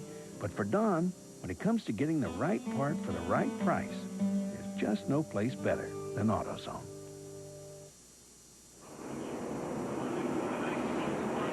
Friday night, CBS Sports presents a primetime special featuring your favorite Olympic medalists and world champions of skating in a flourish of style, grace, and competition. It's Ice Wars USA versus the world. Nancy Kerrigan, Christy Yamaguchi, Paul Wiley, and Brian Boitano from Team USA. The world team includes Oksana Bayul, Victor Petrenko, Elizabeth Manley, and Kurt Browning. Ice Wars USA versus the world. Friday night, 9 Eastern, right here on CBS Sports. We're under caution and staying under caution. Looks like they've been blowing off these corners just to make sure that if anything has come up, it's not going to get into things and make marbles right down on the bottom of the racetrack. So that looks like it's pretty well done, and we may get a, well, they got this truck coming back down the main straightaway at the present time. You know, these drivers, all of them, doesn't matter what division you're in, you all get a chance to make all that big money, like Jeff Bodine here doing those commercials. And racing on the Grand National Circuit is not all racing. Take a look at how Michael Waltrip and Patty Mouise spent a recent day off in the commercial world. In heavy traffic, allow room for fellow drivers to pass. Never tailgate. In a skid, don't panic. Just tap the brakes gently. Allow room for fellow drivers to call you on the phone. Was I doing the blink thing again? Sorry. Just tap the brakes lightly, gently. Oh, they've been tapping the brakes too much. They've been hitting too many walls too much. That's right. Hello, Wall. Patty Mouise did not make the field for today's race. And her husband has been out here giving it a good go this afternoon. Alton Sawyer, who is being shown in 19th position, and the other half of that commercial effort there, Michael Waltrip in the number 30. He is running in 5th position. By the way, Alton, happy birthday. Alton Sawyer is, how old is he today? Anybody heard? 36? Everybody's 36. Sounds okay. Too darn young. Bodine's been 36. I'd hate to have been hanging since you started to be 36. He's too darn young, but looks like they're coming down for the green flag right now. All right, Alton Sawyer. We get ready to go with now 75 laps complete. And Ward Burton right in front of the leader. He and Tim Fiedel both are right in front of the lead. They're on the tail end of the lead lap, and Mike Wallace there as well. No, I don't know if he's more than 1 lap down or not. But anyway, they're out in front of the leader. The leader is Johnny Benson in car number 74. He's back about 5th or 6th in line there. There you see him in the red and yellow number 74 car. By the lineup, we would have Benson, Parsons, Fuller, Waltrip, the top 4 now, and Jeff Purvis back into 5th. Waltrip making a move. Nemechek 6th, Green in 7th, Kenny Wallace in 8th, and we'll see how this shakes out. And they are still side by side. They went through turn 1 and 2 side by side down the back straightaway, and look at this. They're still side by side, but there goes Ward underneath, along with Jason Keller. And Phil Parsons took the lead. Got around Johnny Benson. Phil Parsons is in the lead in the Luxair car number 99. Now he's got all those lap cars in front of him. He comes down on the inside of Mike Wallace coming down into turn 1. Let's see if he can make that stick. Wallace, no. Shut the door on him. Bill Parsons in that white number 99. That was one of the cars that's come all the way from the rear today. Had trouble out here in the practice period. Bent the car up. Had to go to a backup car in the Luxair machine. Johnny Benson giving you these pictures of the first place car on the field at the present time. Parsons, who had that tremendous run a couple of years back at Charlotte and won in the 300. Said it was one of the most important races of his career. This This shot here shows you how smooth this track is. You don't see the back of Parsons' car bouncing up and down or jumping around. This track is extremely smooth. It should be. It's brand new. Jeff, let's take a look as we go in here and look at this. Well, you know, he's covered it up pretty well. He moved right into the back of Phil Parsons. I wonder if you could see anything of that seam that was talked about. And they sent a crew out here. They didn't get anybody off those trucks. They probably used the blowers to push some stuff back and get some marbles out of there. Well, on any new surface like this one, with this type of race, this type of weather, the heat, this number of cars, you're going to wear the asphalt down a little bit. You're going to wear some asphalt off the track, and that's probably what's happening out there. It doesn't look like the patches have torn up, but it just could be the track is just wearing off just a little bit. Great pictures of this battle for the lead. Johnny Benson hanging right in. See him right there behind the 99. There's the lap car, many laps down. Chad Little, who just joined us, he had trouble. It was mechanical. McLaughlin, the guy trying to take the points away from him, he had trouble. Slapped the wall hard. As they continue to battle for second, Johnny Benson is the champion this year in Grand National Racing. There's the 95, Burton, and there's Fedewa's number 55. And what a day he's having in his last ride for Ray and Diane Witt. Ooh! Trying to get Mike Wallace to move over, and Benson takes advantage of it. 3 abreast. They come down to the start-finish line. That's just what Mike Joy and Kenny Wallace were talking about at the outset. Those guys up there, they had to lift a little, and Benson had the hole on the inside, and away he went back into the lead. Parsons into second. That'll drop Mike Waltrip, or drive Mike Waltrip up to third. And there's Joe Nemechek. You saw him down on the inside. There's Todd Bodine goes back out into the action. Todd several laps down, though, after having whatever go wrong in the engine of his Chevrolet. And there's Nemechek going by Mike Wallace. Now, Mike Wallace is a lap down now. He had made a green flag pit stop not long before the caution came out. Tried to stay out in front of the leaders, but couldn't quite do it. A couple of other cars have stayed out there so far, and they are Tim Fedewa and Ward Burton. They've driven on away from the leaders. There's Jeff Fuller, just made the pass on Wallace, and he's running in 5th place. He has a great run going. Got a complete running order after 79 laps have been completed.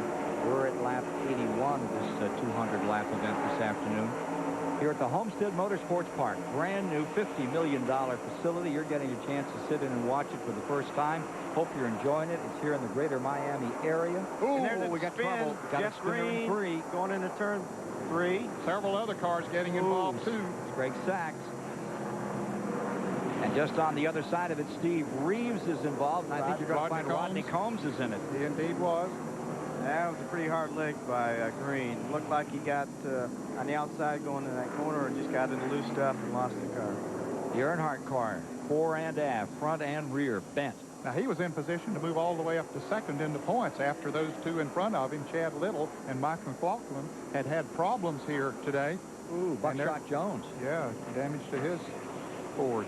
5-car skirmish in turn number 3 has brought out the 4th caution of the day. 5th caution of the day, number 5. Buckshot Jones' car just coming to rest after it was running a 19 spot. Replay, Doug Heveron on the outside in the 35. And Green gets in there in front of him, maybe just a little bit too hard. I don't believe they made contact, Jeff. It didn't look like they did. No, it looked like either Heveron came down or Green went up, and they caught the nose of Heveron's car, caught the tail of Green's, and it turned him out towards the wall. And that isn't the way you turn going into a corner. You have to turn the other way. And it put him up in the loose stuff. Then he lost the car. Couldn't save it. 82 down, and Jeff Green is out. That means that Fedewa and Ward have both made up their lap, Ned. That's exactly right. Yeah, Fedewa and Ward are back up in that lead lap when we resume racing here at the Homestead Motorsports Park in the Jiffy Lube Miami 300.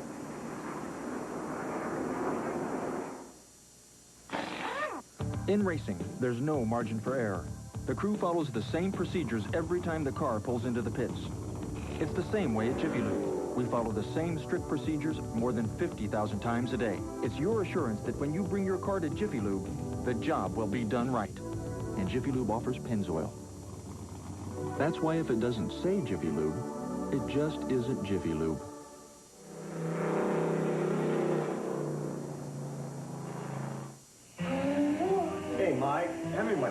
pliers. Tommy, give me that plier over there with the blue handles. What kind of pliers is that?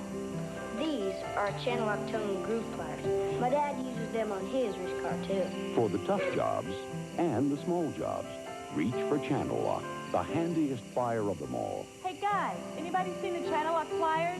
Channel Lock. Be sure you're getting genuine Channel Lock pliers. Look for this trademark. Think, Howie, why is your throat, your cough, your fever all feel worse? Because it's nighttime, and you can dwell on it. Take what you used during the day. Wrong. You'll still be up all night coughing. Your speech will bomb at the convention. Nighttime is no time for a 1 or 2 symptom medicine you take during the day. Room service, you have any NyQuil? The corner drugstore? With Vicks NyQuil, the nighttime sniffling, sneezing, coughing, aching, stuffy head fever so you can rest medicine. The difference is night and day. For a while there, I felt like I was the only one who hadn't taken the high endurance challenge from Old Spice. It seemed like lots of guys were using it, so I gave it a shot. Because this proves it deserves a shot. It evaporates less quickly, also lasts longer, protects better. Old Spice guarantees it. If you don't think it's the best, call 1-800-PROVE-IT, and they'll buy you a stick of your old deodorant. Mine never guaranteed anything like that. I guess that's why it's my old deodorant. Hey, take the high endurance challenge, because now you got proof. Guaranteed. You mean to say drinking in moderation can help my heart? Yes, that's exactly what we mean to say. And we'll tell you why tonight on 60 Minutes.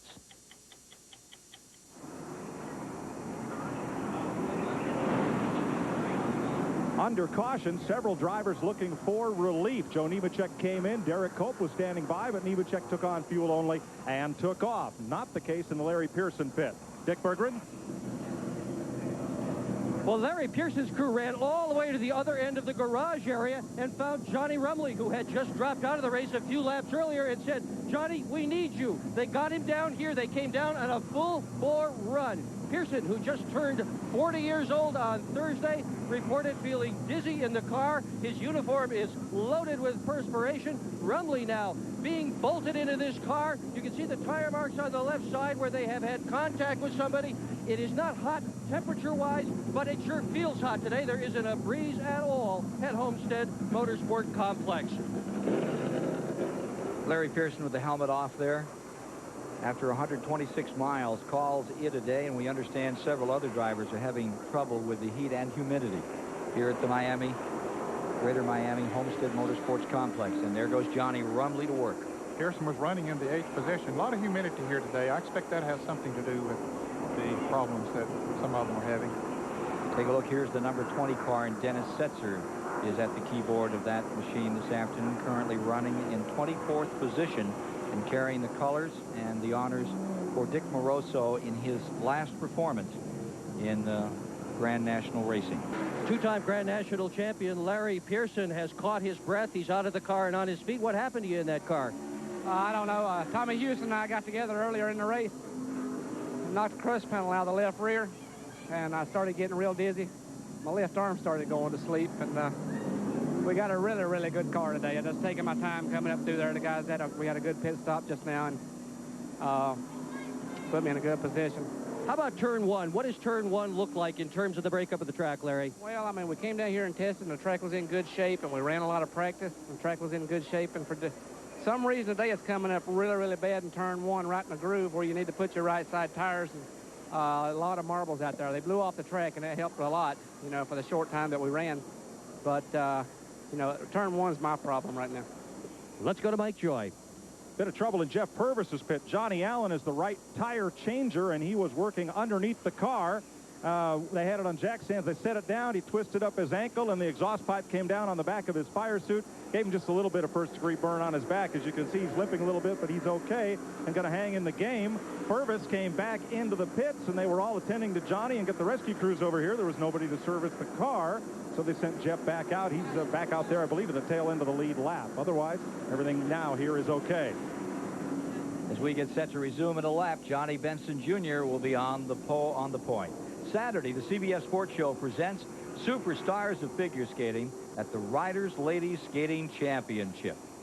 You'll have Oksana Bayul, you'll have Katarina Witt, Elaine Zayak, Elizabeth Manley. They're among the folks competing. Plus, You'll have all the scores and highlights on college football. That's all Saturday on the show.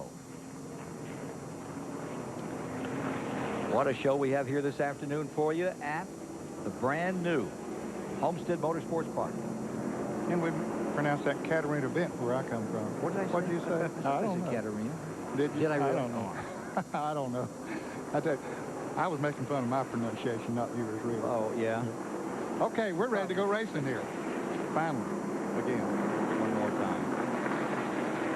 5 cautions, 28 laps thus far in the day as we come back to green, with Benson leading, Phil Parsons second, Nemechek in third, Jeff Fuller in fourth, Ken Schrader fifth, Jason Keller in the 6th position coming down to the strike. Going 7th is Kenny Wallace. Doug Heveron is in 8th, and Fermi Sadler in 9th with Dale Jarrett in 10th.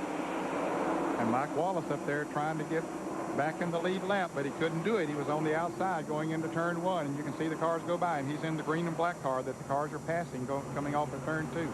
Faded back 2 spots. Benson with a championship already sewed up, just going for it in his final Grand National performance, where he step up to the Winston Cup ranks. Ooh, look at a Schrader. little heavy here, a little tight there.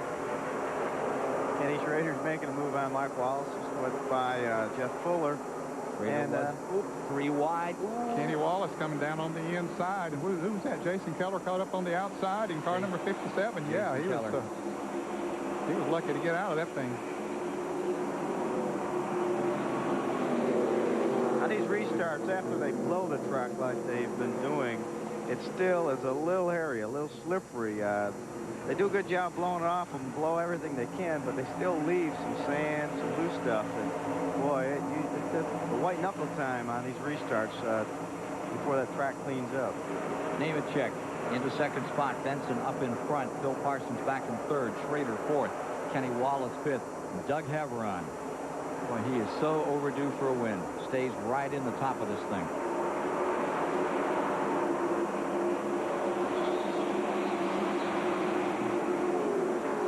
There goes Kenny Wallace.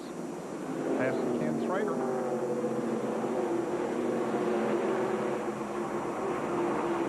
Schrader in the car number 52. Wallace in the car number 8. Jeff, if you really get it planned and you have that setup working going into the corner, you can just blow them off. Take a couple at a time out here. It's a momentum racetrack. If you keep your momentum up through the corner and you get the gas off, you're going to make some passes down these long straightaways. And that's what we've been seeing. The guy that gets through the corner and off the corner the best, he makes the passes and he moves to the front. And right now, Kenny Wallace is on a move. He's whipping that red dog and trying to get it up front and catch Benson. Johnny's running really good right now, and he's got about a 10-car length lead on Joe Nemechek. That's pretty impressive. Jason Keller, he's making a couple of moves, getting himself up through. And Mike Joy has this story. Well, here's the back end of Jeff Green's car. Unfortunately, that's not the badly damaged part. Most all the damage is up here around at the front end where the crew is taking things apart. Jeff, what happened? I guess a payback, Mike. I don't know. Me and the 35 got together at Rockingham, and I was past him. He wanted to turn 4. I did. Turn me into the wall, but one of them days.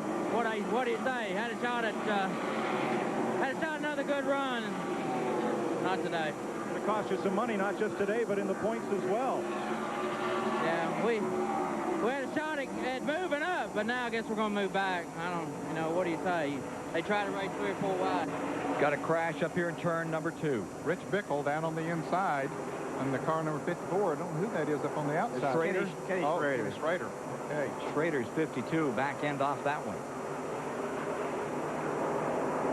Ken Schrader. Just as things are looking good, things can turn bad. And Kenny was looking really good. He moved himself right up to the front, and now he stands sitting against the outside wall off of turn 2. It looks like Rich Bickle had a little damage to the front of his car. 9th place. He's still moving. Poor Kenny isn't moving, though, and he's pretty darn upset. Well, his car's not, but he is, Jeff. We can see him through the windshield there that he is moving around. Yeah, he's fine, taking his helmet off. This is lap 95. On lap 95, and they've got the ambulance and everything out there for him. Took in a really hard lick as he came off turn number 2. Looking at his foot again. Well, you see what he's doing there, Kenny. He has a heat shield. And I think Kenny's the one that came up with these things. They Velcro onto each of your feet. If you want to wear them on both feet, they go on your heel area, and they just a little more insulation on that floorboard to keep the heat off from burning up your heel and your feet. And they really work well. And today, these fellas need all the insulation they can get out there. It's pretty hot and humid, and with the side windows on the passenger side, these cars are real hot. There's the Schrader crew watching on television. Not happy about this one. They have a television monitor in each of the garage stalls here at the Homestead Motorsports Complex. They put a lot of thought into everything. A couple here. of them. You get 4 cars in the stall and 120 cars this thing can hold. Let's take a look at what happened here, Ned. They were racing pretty close up there for about the 5th, 6th, 7th, and 8th positions. And there we see Schrader shoot out to the outside and Bickle down to the inside. And the other car's coming through the middle. Now, what caused him to shoot out there, we can't tell if he got tagged coming off the turn or exactly what happened. From that angle, it was pretty difficult to tell what happened. And again, that doesn't show us exactly what happened. And there's Bickle. I don't know, I guess had tried to cut left as he came off of there, and his back into his car just got away. Look at the fuel coming out of that car, of Schrader's. Boy, we're very lucky. Kenny's very lucky we didn't have a fire right then. It was just spraying out of the car, out the overflow, and you can see how hard he hit the wall. The back of that car just flattened out, and it definitely smashed the fuel cell way up into the rear differential area. Sight you rarely see, a ruptured fuel cell and just flowing out there over turn 2, and fortunately it didn't catch on anything and get that thing on fire. Going in to check out Ken Schrader, we saw him walk away from this, the 6th caution of the afternoon here at Homestead.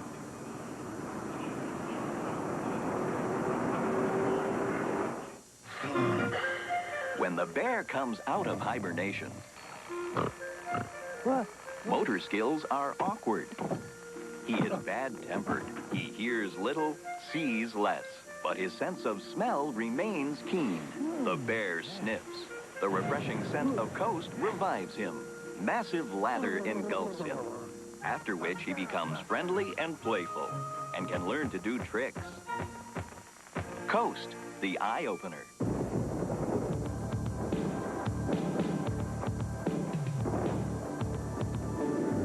Snow will be increasing throughout the metro area.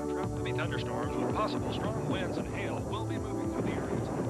When you want to do it yourself, but you don't want to be under the weather, let Jiffy Lube change your oil with Pennzoil.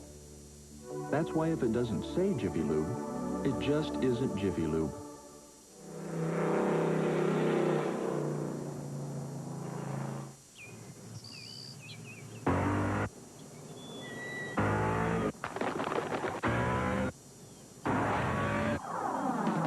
The new 4.6-liter V8 Mustang GT and the new limited edition 305 horsepower V8 Mustang Cobra.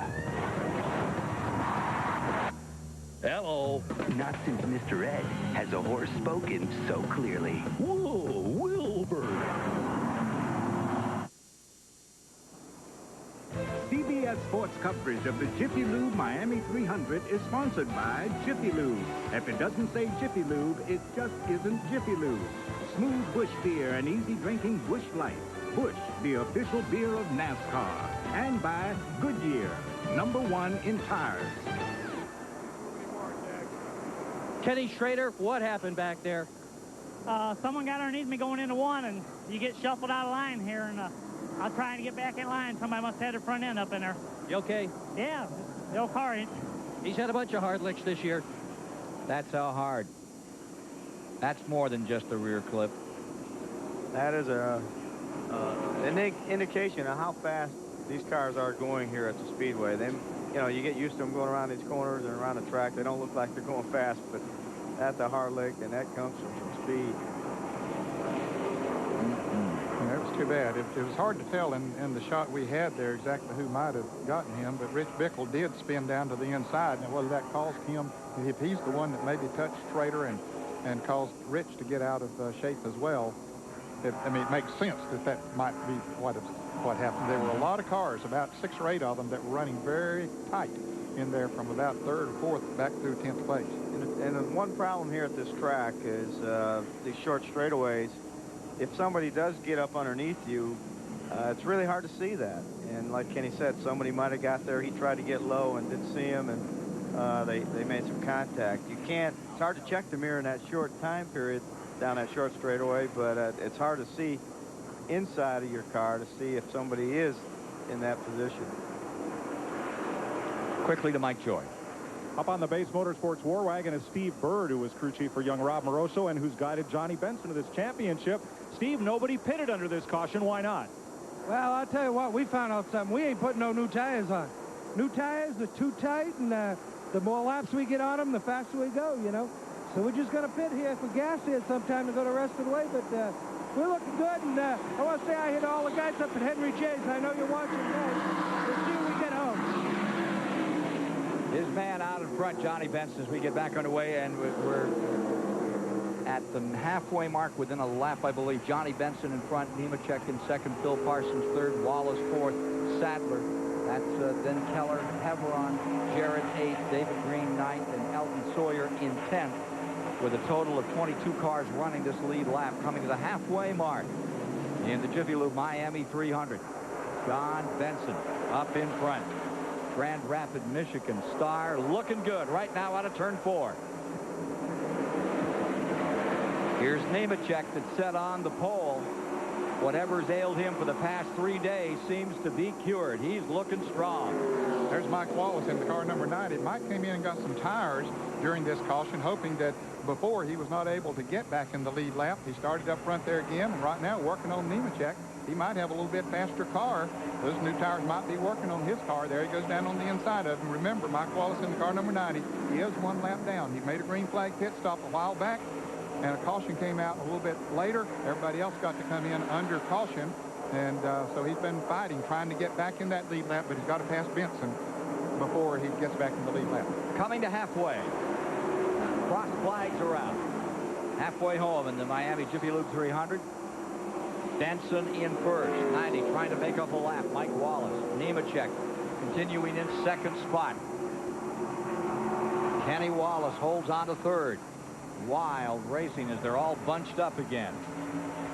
Track position counts for everything. You want to be quick in the pits on this 1.5 miles. These fellas might not like the corners here, or might be complaining a little bit about the corners, but they're sure using those straightaways. They're going 2, 3, even 4 wide sometimes, and they're having a ball down these long straightaways. And so are the fans. They get this spectacular action because you've got to get back in, and you saw what happened to Schrader when he didn't.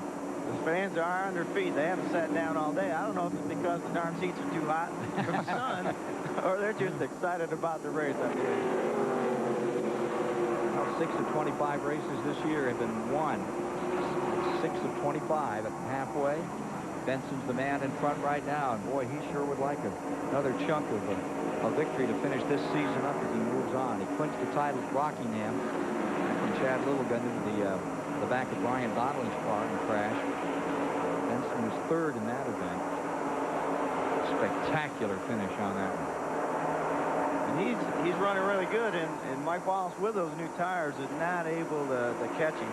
Actually, Johnny's pulled away a little bit, and I guess Steve Bird is right. The new tires might be a little too tight. The old tires are a little quicker. Well, I know practically everybody, in fact, everyone that I saw in qualifying here on Friday and yesterday, Jeff, they were qualifying on scuff tires. The new tires, it just took them a little bit of time to come in. That's right. You can see right there that Johnny's pulling away from Mike and Kenny Wallace, both. But there's still action behind him. There's Dale Jarrett, Joe Nemechek, Doug Heveron's up in there. Yeah, Heveron and Jarrett, they've been having a war. They've swapped that back and forth a couple of times. There you see the interval. You look back to Kenny Wallace. Now here comes third place man Phil Parsons. Right with him comes Hermie Sadler in fourth, followed by Jason Keller. And then you see Heveron, he's next. Nemechek in this thing big time, and Dale Jarrett. David Green is up tonight. Remember, he had to go to the rear of the field, crashed a car in practice, so he had to roll out the second number 44, and he's rolled it up in the 9th position right now with Elton Sawyer in 10th. And Tim Fedewa, he's not giving up in his last performance for the racing team he's been with over the last 2 years. Fedewa in 11th. won at Nazareth. He'll be going to a different team next year. The Doug Taylor team that Patty Louise has been driving for. Kenny Patty Wallace will start her own second. team. Is she really? Yeah. She had her own team in IMSA racing, and then Yep. she had her own team briefly in Grand National. Yep, she's going to do it now full-time next year. Joe Nemechek has dropped from 2nd to 7th. Nemechek falling back a bit here from 2nd to 7th. Interval between 1st and 2nd. You saw it there. Benson versus Kenny Wallace. And they say that we're getting a report out from one of the track spotters that Nemechek may be having trouble with a tire. Say the left front may be giving him trouble. What do you think, Jeff? Well, I think I'd want to be in. The tire getting a little loose on air. Yeah, Joe's a good enough driver. He could feel what's going on. There's Dale Jarrett sticking his nose underneath him, and that going to work right there. And Green coming with him. That's 7th, 8th, and 9th right there on your screen. And down to the bottom comes Fedewa. Holy Well, he Moses. got it right. That's exactly what Kenny Wallace tried to point out. When somebody has to back off, then you get a run going. David Green just backed out of it. David has an awfully good car, and he's driving a very smart race. I've seen him several times today back out of situations that could have really gotten him in trouble. Exciting racing for this inaugural event for Grand National cars at the new Homestead Motorsports Complex. It's first day for the major race. It's the grand finale to the Grand National Series of 1995. And all begins again in Daytona come February with the traditional race the day before the Great American Race, the Daytona 500. Here's Nemechek in the 87, who checked out in the first 50, 60 laps of this thing. He couldn't be found. He had him covered by 4 to 5 seconds. I just think the set of tires that he has on now, Ken, is just not working on that race car nearly as good as the set he had on at the beginning of the race. Hey, guys, what makes John Benson so good? He hasn't won that many races this year compared to Chad Little.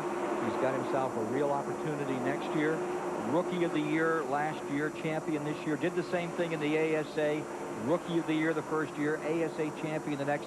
What is it with this guy? Well, obviously he has a lot of driving talent, but he also has the smarts to go with it. You have to be a smart driver in Busch Grand National and Winston Cup to be successful, and Johnny is that. And along with all of that, you need good equipment, and he does have very, very good equipment, good people working on the equipment. And right now, he's being hounded by that dog car, Kenny Wallace, is catching Johnny Benson. Fedewa is also clambering up through the field. What a run he's making here. And that there you see the 99 of Parsons making a run. Jason Keller just moved around Parson and took over the 3rd place. That puts Parsons to 4th. Doug Heveron stays 5th. Sadler 6th. Nemechek 7th. Fedewa 8th. Dale Jarrett to 9th. David Green 10th.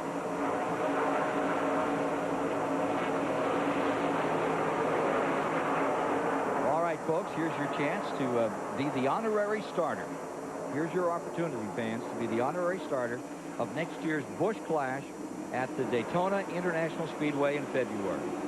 Get your pencil handy. In addition to waving the green flag, your grand prize trip down to Daytona for the Busch Clash will include round-trip airfare, hotel accommodations, ground transportation, and 2 passes to the Busch Race Party that precedes the event.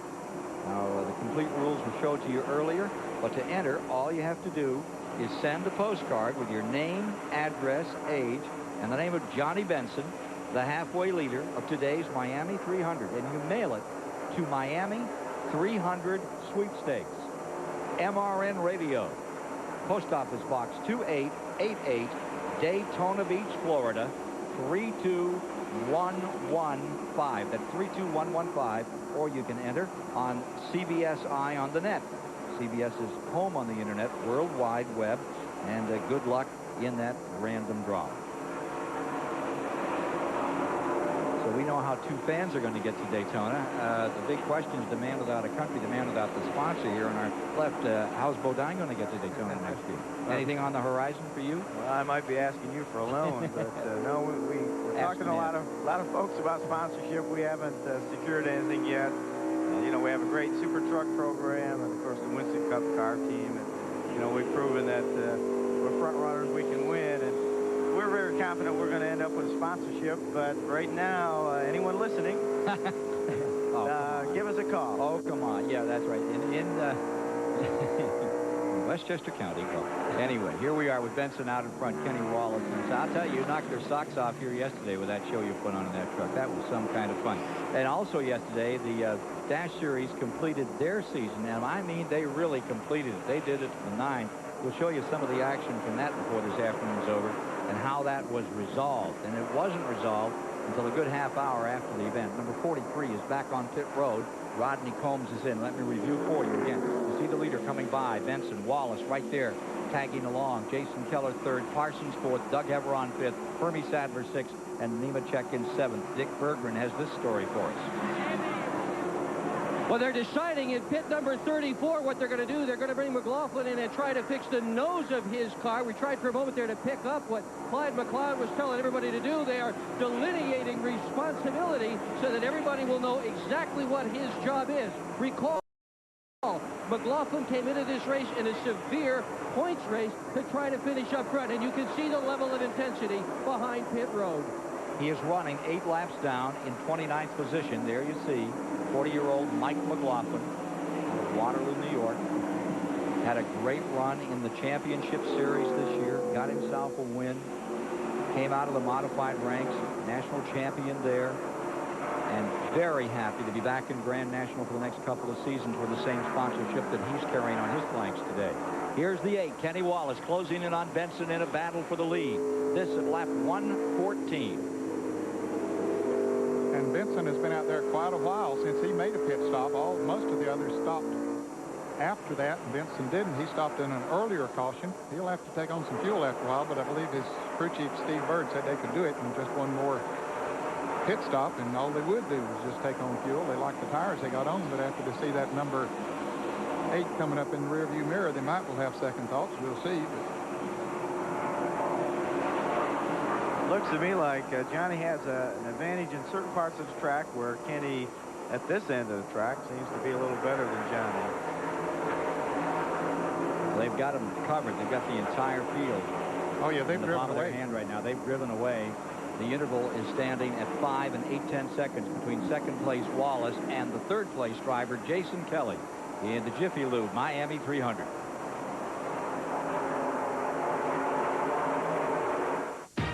Right now, through November 25th, Goodyear retailers across the country are turning up the volume on some of the best tires in the world. Tires with Goodyear written all over them, because we're turning up the savings. It's true. Now, you can save 25% off regular prices on some of Goodyear's most popular passenger performance and light truck tires. Everyday low prices start at only $19.99. Believe it. Just turn up at any participating Goodyear retailer. But hurry, this sale ends soon. Come on along, head for the mountains of Busch beer. Head for the mountains, it's cold and it's smooth, and it's waiting for you. Come on, head for the mountains of Busch beer. We're all in search of answers.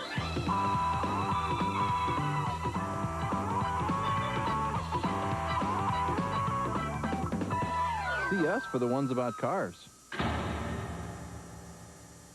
1879, Siemens invents the first electric locomotive, top speed 10 miles an hour. That was then. This is now. Today, Siemens technology can connect cities at over 200 miles an hour and carries millions of commuters with more comfort and convenience all across America. Transportation is just one of Siemens' vast array of technologies that help keep America on the move. Siemens, precision thinking. In racing, there's no margin for error. The crew follows the same procedures every time the car pulls into the pits. It's the same way at Jiffy Lube. We follow the same strict procedures more than 50,000 times a day. It's your assurance that when you bring your car to Jiffy Lube, the job will be done right. And Jiffy Lube offers Pennzoil. That's why if it doesn't say Jiffy Lube, it just isn't Jiffy Lube.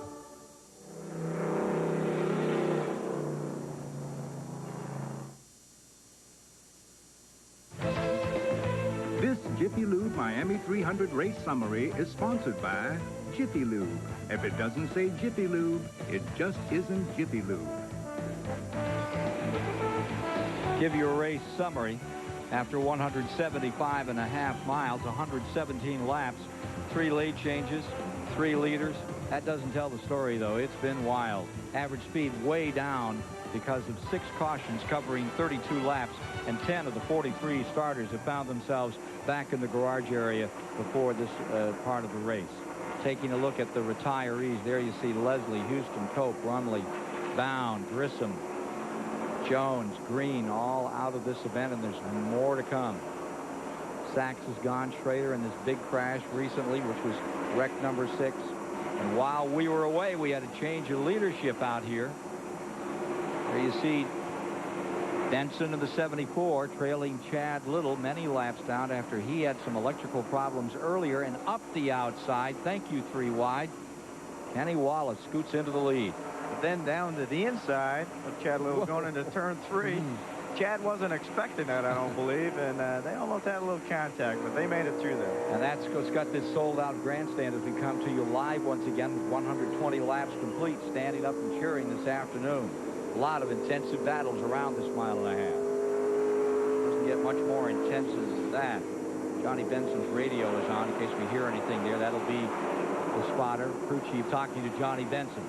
I tell you, this is a spotter's track, isn't it? You look at this thing and you watch how they have to run and back off and look out for each other around here, Ned. Well, the spotters really has to be on their toes here. There's no doubt about that. Of course, they do it every racetrack. It's another set of eyes for the drivers and for the fans that might not know what we're talking about when we say spotters.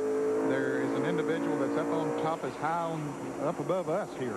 As a matter of fact, we're very high here in the tower, but the spotters are up higher. They can see all the way around this racetrack, and they keep their eyes glued ahead of their driver, and when he's in traffic, they tell him when he is clear of a car that he might be passing or a car that might be passing him.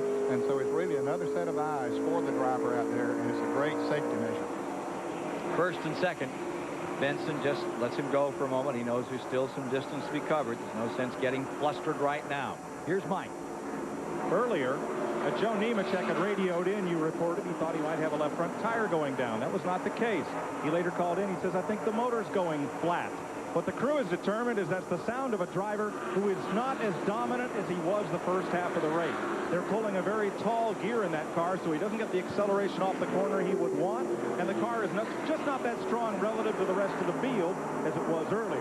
Now, as for pit stops, Johnny Benson, who was leading until a moment ago, says about 20 laps, and they'll be in under the green flag for a routine pit stop. Dick Berggren? Well, Mike, it's all smiles in Kenny Wallace's pit right now. He is on the same set of tires and the same load of fuel that he took on lap 73. Crew chief Jim Murray says this new set of tires fits us just fine. And you'll recall earlier Benson's crew chief said he didn't want to go with new tires. Wallace crew does. They will change to brand new tires next time out. Quick story on the car. Kenny Wallace has won one race in 1995. Richmond, he won it in this car. Out in front by a car length with 124 in the record book this afternoon. 200 laps to make the distance, 300 miles to be covered, 6 cautions. Many thought there would be more cautions than this. This might set a record with these 4 90-degree turns. Well, we've had a good number already, but they're still running good lap speeds, 130.6, and the fastest qualifying speed was about 130, almost 135 miles an hour, so they're still maintaining a good lap speed. Jason Keller sitting out there running in 3rd place. He is 7 6/10 seconds behind the leaders, and he's another 6 or so seconds ahead of the 4th place. We got to spin. Crash and turn. That's Parsons, his second car that's been used up here at Homestead. Bill Parsons. Luxair number 66. No. Correction. I'll take that back. That is Johnny Chapman. Johnny Chapman. Not the 99, but the 66. And he was being lapped by Kenny Wallace and Johnny Benson, and got up and loosed up. They got underneath him through that corner, and he just got loosed up and slammed up against the wall. Caution number 7 of the day. Chapman will be driving the car number 55 next year that Tim Fedewa is driving with the college support of various NC State College for one. They had a unique sponsorship deal there. The college don't pay money, but they get the rights to sell paraphernalia is the way that I understand it, and that's where the funding comes from. You better sell a lot of that stuff. There's a new opportunity for you. It takes a lot of funding to run these cars. Okay, take another look. Replay of Johnny Chapman. And you can see he was way up in the loose stuff as the leaders went by down on the inside, as Jeff pointed out. And he got his right wheels up into the loose stuff. There he is, coming off the turn. And boy, once he got into that gravel, the loose stuff up on the high side of the track, he slams into the wall, and it's like that's it for him. Draws you in like a magnet. Johnny Chapman out of it. This comes at lap 124 in the event. We'll be back with more. Every few years, the world gathers to witness an unparalleled sports spectacle, the Truckathlon. And to compete, you have to have a Ford Ranger 4x4, because you'll need its switch-on four-wheel drive for truck long jump. Its four-wheel anti-lock brakes for truck discus. And its whopping 4-liter V6 for truck hurdle. The Ford Ranger 4x4. You can't win without one. Next event, truck pole vault. Yes! You got the winning color! I drive oversized loads. And I drive the warning vehicle, the flag car. I've been using Pennzoil for about 17 years. Most people will trade their car with, what, 60,000 miles on it. We could have gone through 7 cars. Right. Now with the revolutionary Pennstar molecule, Pennzoil clings to moving parts. Works like liquid ball bearings. You could say it's been working overtime for us. Engine problems? Before you try a tune-up, try gum out first. The solution could be less than $5. Right now, through November 25th, Goodyear retailers across the country are turning up the volume on some of the best tires in the world. Tires with Goodyear written all over them, because we're turning up the savings. It's true. Now, you can save 25% off regular prices on some of Goodyear's most popular passenger performance and light truck tires. Everyday low prices start at only $19.99. Believe it. Just turn up at any participating Goodyear retailer. But hurry, this sale ends soon. In Normal, Illinois, Gene Goebel is popular with folks who need their car fixed. He does good work, and he doesn't charge an arm and a leg. Because when he needs auto parts, Gene buys a lot of them at AutoZone. You see, the prices are low every day at AutoZone. So a lot of good mechanics like Gene just pass the savings on to their customers. Plus, they can still get the best quality parts. Sure, they know how to do the work right, but they also know how to save money doing it at AutoZone. Skating superpowers in a world-class rematch. Ice Wars, USA versus the world. Friday, prime time on CBS. Under caution for the 7th time today here at the new Homestead Motorsports complex in the greater Miami area. All the leaders were in at lap 125, 75 laps remaining in the event. Questionable as to whether or not they can get home, Mike. It is, Ken. Everyone at this end of pit road took on 4 tires and a load of fuel, but none of the crew chiefs I spoke to briefly said they could make 75 laps on one tank unless they had an awful lot of caution flags, in which case they'd pit again. So I don't think they can go from here. Dick Berggren? Well, a little bit of drama in Kenny Wallace's pit, Mike. He took only 2 tires and a load of fuel, and his crew chief, Jim Murray, said it is very questionable as to whether they can make it or not. They're within between 2 and 5 laps of getting it done. All the leaders pitted except Fidua. Now he is in the lead with Wallace in second, Terry Labonte in third, as the battle scarred number 43 of Rodney Combs comes by. More from the Jiffy Lube Miami 300 after this.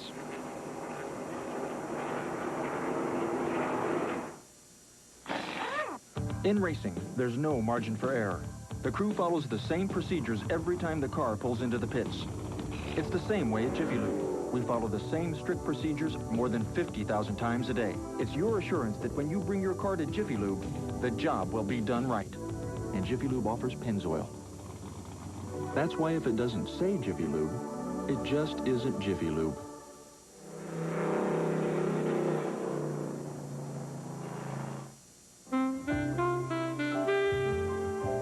Up there all night, man, it's always just been me and my music. Now, the last thing I ever wanted to worry about were my dentures. I switched to Fix-It-In, so now I know I can start playing at 6 p.m. and swing set after set straight through the dawn. Fix-It holds stronger, longer than any other cream, even after 12 hours. You tell me I don't have to worry. That's like music to my ears. For a stronger, longer hold, fix it and forget it. I'm in this carpool where everybody wants to drive. Your turn to drive my car. Because everyone agrees that my Ford Contour handles like nothing else. I'll drive. You're driving, okay, you're driving. Yeah. Can you believe it? But when they find out it's loaded with things like air conditioning, rear window defrost, air filtration system, and a stereo cassette for a great low price, they'll get their own. And our carpool will be a convoy. Every day, we all find a way. A promise made, a promise kept. I'm giving it all back. America's most complete source of auto parts, a national warranty program, and customer service only Napa can give. No wonder more people trust Napa to keep their vehicles running.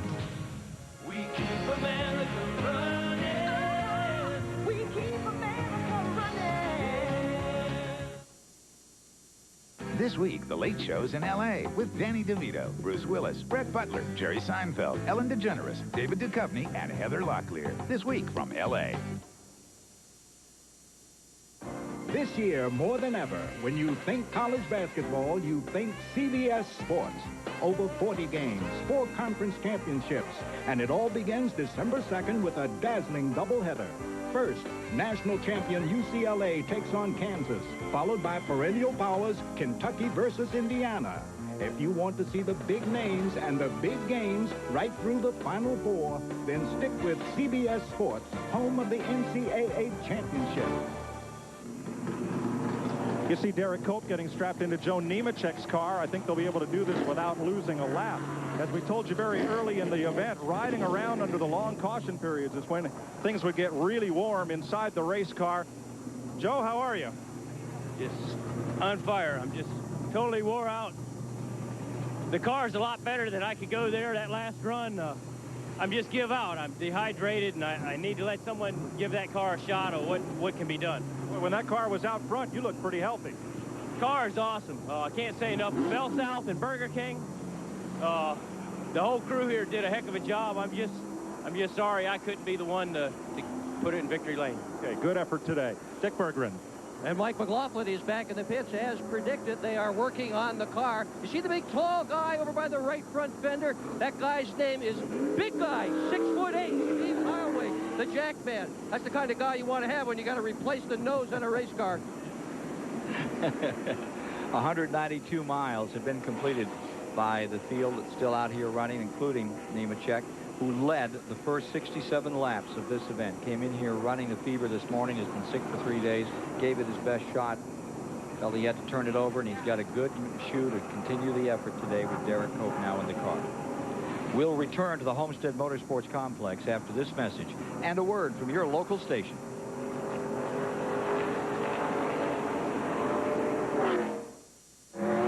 With each race, he faces a new challenge, a fresh shot at the pole, and another chance to win this season's overall prize, the Busch Series Pole Award.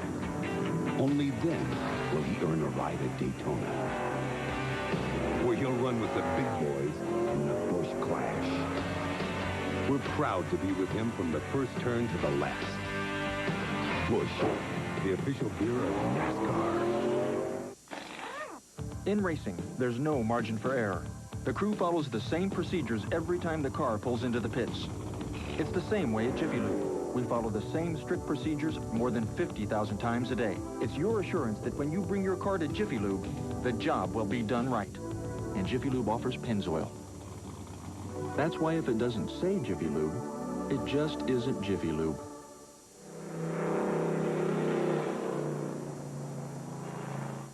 You're on CBS. Excuse me? That's better. Excuse me? That's better. Excuse me?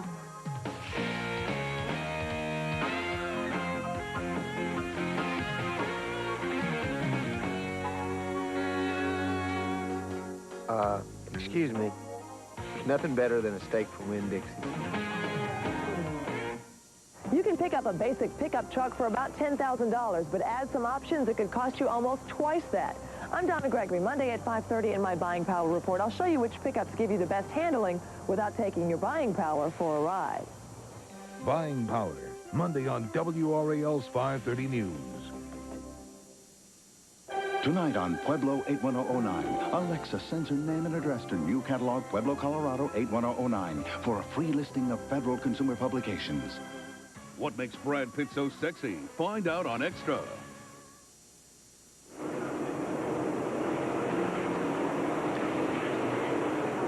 They've completed 132 laps, 198 miles, 68 laps to go. Tim Fedewa, who'd been leading, pulled in, topped the tank. That could be a very good move. He may be able to go home from here as they get ready on a restart. Take a look at the top 10 coming around.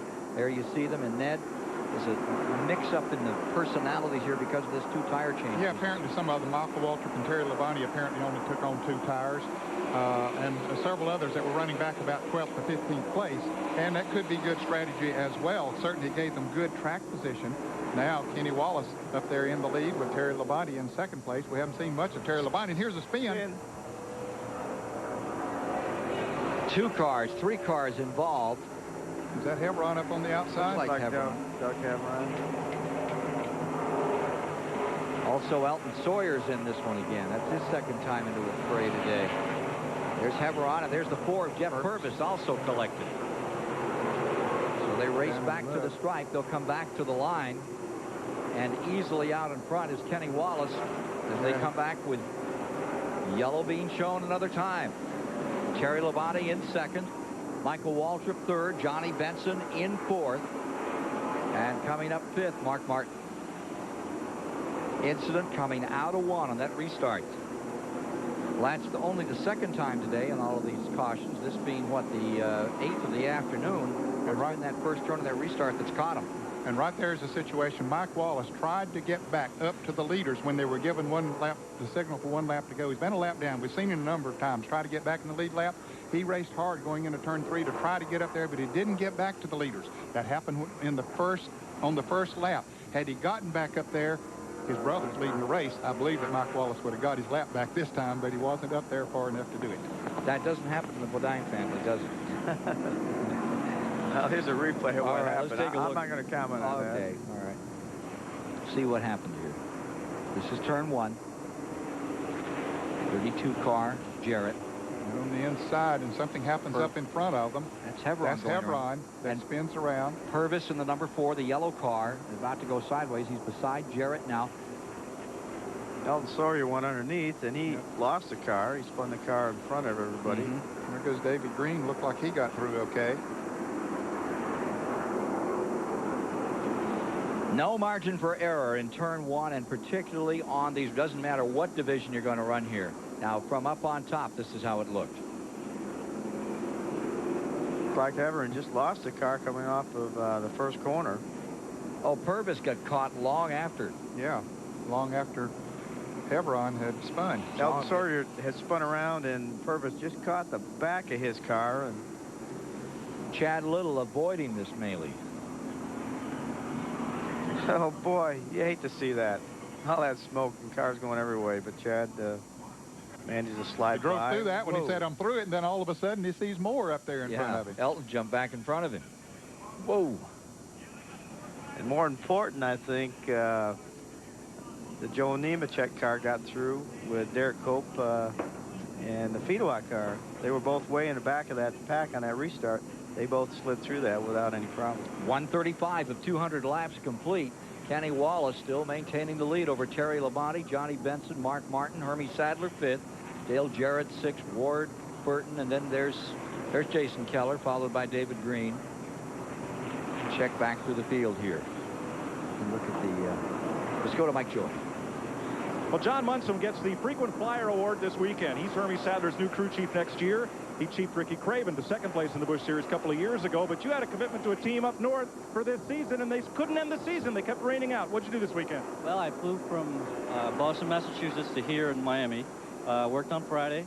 Flew back Friday night to Connecticut, raced at Lime Rock yesterday. We had a really good car with the Bulls racing racing team from Ellington, Connecticut. And unfortunately, the motor blew up with 4 laps to go. I flew back last night, got with the guys, talked to Hermie. Everything went well yesterday, and I'm back here again. I've got a good car today, and I'm very happy to be here. They have 4 good tires, Ken, and they say fuel is no problem. They're good to go. They're in 5th place, Hermie Sadler and company. There are your leaders. I tell you got Terry Labonte looking over your shoulder, and you got to think twice out there, Jeff. Get him up in these races, the old Iceman. Hot day like this, he just kind of licks his chops and waits. Yeah, he's sitting in that car just waiting for this restart to get going, this race to get back going. He has a good car. He's ready to go. He's cool, the Iceman. He doesn't get too excited in the beginning of these races, and that's what we saw today, just kind of laying back, waiting for right now, this time of the race. Can't wait too much longer. Somebody's got to put their name on that top of the trophy for the first time here at Homestead Motorsports Park. Seeing a complete rundown of the field there. Taking you back through it. Yeah, all of these cars are still in the lead lap 10 as we see through 18th there. And according to our calculation, 20 cars are in the lead lap. Larry Pearson's car just made a pit stop there a moment ago. In fact, several of those did. And Hebron came down pit road after he hit the wall over there. It spun out at least. So you can see the others, how far they are behind. As we get on down there, you see the cars are a number of laps down. There's Mike McLaughlin, 8 laps down, going for that point steal. He's 2 positions in front of Chad Little. Chad was 10 laps down, but they're just 2 positions apart. That's not enough points for McLaughlin to make up. So Little would stay second in the points. If they stayed where they are now. Here comes Terry Labonte down pit road and is running in 2nd place. He must have figured he didn't have enough fuel to go the rest of the way, so he's not taking chances. And others coming in as well. Tim Fedewa coming back in, although he was back near the end of the pack anyway, so he had nothing to lose. They're going to change a couple more tires, too, on Terry's car. I guess they had them, so they figured they might as well use them. Yep. Hey, tonight on CBS, it begins with 60 Minutes. You mean to say drinking in moderation can help my heart? Yes, that's exactly what they're saying. And we'll tell you why tonight on 60 Minutes. That will be followed by Sybil and Almost Perfect. Then it's part 1 of the CBS miniseries, Nothing Lasts Forever, starring Vanessa Williams and Brooke Shields. That's all tonight on CBS. Terry Labonte on pit road, lap 137. 200 laps the distance to be made. That's a view out of Mark Martin's car. And Mark is, put himself in 4th place, well, actually 3rd place right now, and we understand he changed 4 tires on that last stop, so maybe Mark has been sandbagging or just laying back earlier in this race, and now he's going to make a move. He had troubles early in the race with tires, but appears to be in really good shape now with 4 new Goodyears, and right behind him is Sadler, Dale Jarrett is back up front, Ward Burton, Jason Keller. I'll tell you, this race is not over by any means right now. What's interesting to me is 205 miles into this race, 94.5 miles to go in the event. And all of a sudden, those masters of the game that have had a lot of Winston Cup experience, they're just progressing right back to the front. We had a whole period of a lot of action, a lot of stuff happening out here on the track, and you didn't see too much of the Terry Labontes and the Mark Martin. But lo and behold, down toward the finish, and here they come, knocking on the door. Here's Dick Burton. Phil Martosi wears many hats at the racetrack. He is the car owner for Kenny Wallace, number 8, currently in the lead. He is also the spotter. He watches Wallace's car from high atop the grandstand, tells Wallace when there's a car around him, and he's doing the fuel calculations. And he really loves these caution laps. Martosi has just radioed down to the crew, we have enough fuel to make it. They're going to try to go all the way on what they have. And that's for Kenny Wallace, who is in the lead in car number 8. Wasn't he a bookkeeper? I mean, he could do all those things. Car number 8, Wallace in front, Benson right there, parked on his rear bumper. Wallace trying to shake some of that goo off those tires before they get ready to go racing once again. On pit road, Cope has come in. Heveron is back on another time. All of this happening at lap 138. There you see those 2 leaders. See it come around this down this backstretch. Just 75 beautiful palm trees. We're saying the other Monday there were no trees there. Jeff said that was the best part of driving that truck race and winning yesterday, was driving down the backstretch. He thought it was so pretty. Going 175 miles an hour down there. He's looking out over the national park off the first turn and admiring the scenery. It was very distracting. You came off the turn 2, and here these palm trees were sticking right along the racetrack, and real pretty, but a little distracting. Well, off turn 2, you look right down toward the Keys, toward Meridian, Key West. Look off over there. There's the ocean off turn 4. Beautiful place. Coming to Florida, Homestead's really back on the map, folks. Here's Mike Joy. Well, as David Ipp promised at the top of the day, he brought Phil Parsons in on every caution flag to top off. This was no exception. Derek Cope came in twice for tires and then for fuel. Mike McLaughlin, Tim Fedua, Ron Thiel, the only Grand National North driver to make this show, also came in for fuel. And Terry Labonte came in for fuel and 2 right side tires. Now, Labonte's looking for his second trophy of the weekend. Hunting in Montana with Benny Parsons on Friday, he bagged a 10-point buck. Whoa. Whoa. Where did he do that? Montana. Montana. On Friday, while his younger brother Bobby came down here in the heat and qualified his race car. Darn. He could have come up to Vermont. Had a really good time. There they had enough snow so you can really find them. If he bagged a 10-point buck, he really had a good time. We got them all shapes and sizes up there. They start at 10 points and go up. Oh, I see. Okay. Everything's bigger than in Vermont, right? Hey, the Olympics are 835 days away over in Japan. How's your sled coming? Not your race car. I'm not trying to be a... But how's that Olympic effort? Doing really well. Bob Cuneo boxed everything up here last week. They sent all the sleds to Europe. They start racing this weekend, and that effort's still going. And anyone out there listening wants to help, Bobsled Federation, we all need your help, so we appreciate anything we can get. Ask Bodine anything. It brings it back to sponsors. I know the Olympic folks are thrilled about what you've done to help and get that U.S. team up and back on top. And really excited about it. Just like we're excited about this restart with Kenny Wallace leading the pack down into turn 1. Now, Mike Wallace, his brother, did get up there this time. He's right behind. Well, he just got passed by Johnny Benson. There's Mike Wallace in the car number 90. And it would be interesting to see if there were another caution early, if Mike would be able to get back in the lead lap.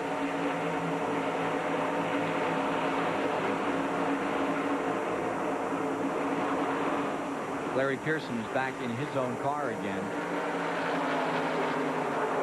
Take a look at this battle for the lead as Kenny Wallace, he's not giving Benson any kind of an opportunity to take that inside line away from him. He is really being very careful, driving defensively down there. And this is that late apex into turn number 1 to hold them off just in case. Here he comes for turn 2.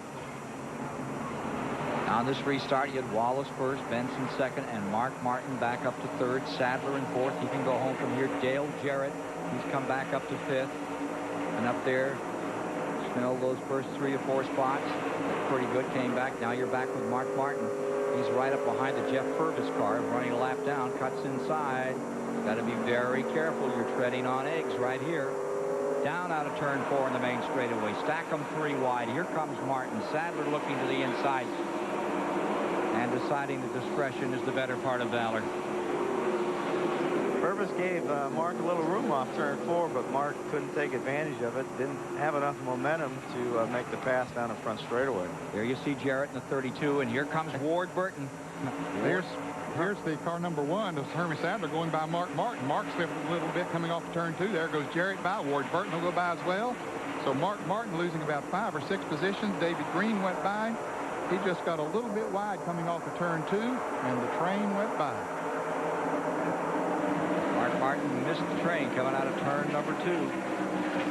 Guy that's beginning to catch on, though, was the caboose on this restart, and that was number 14.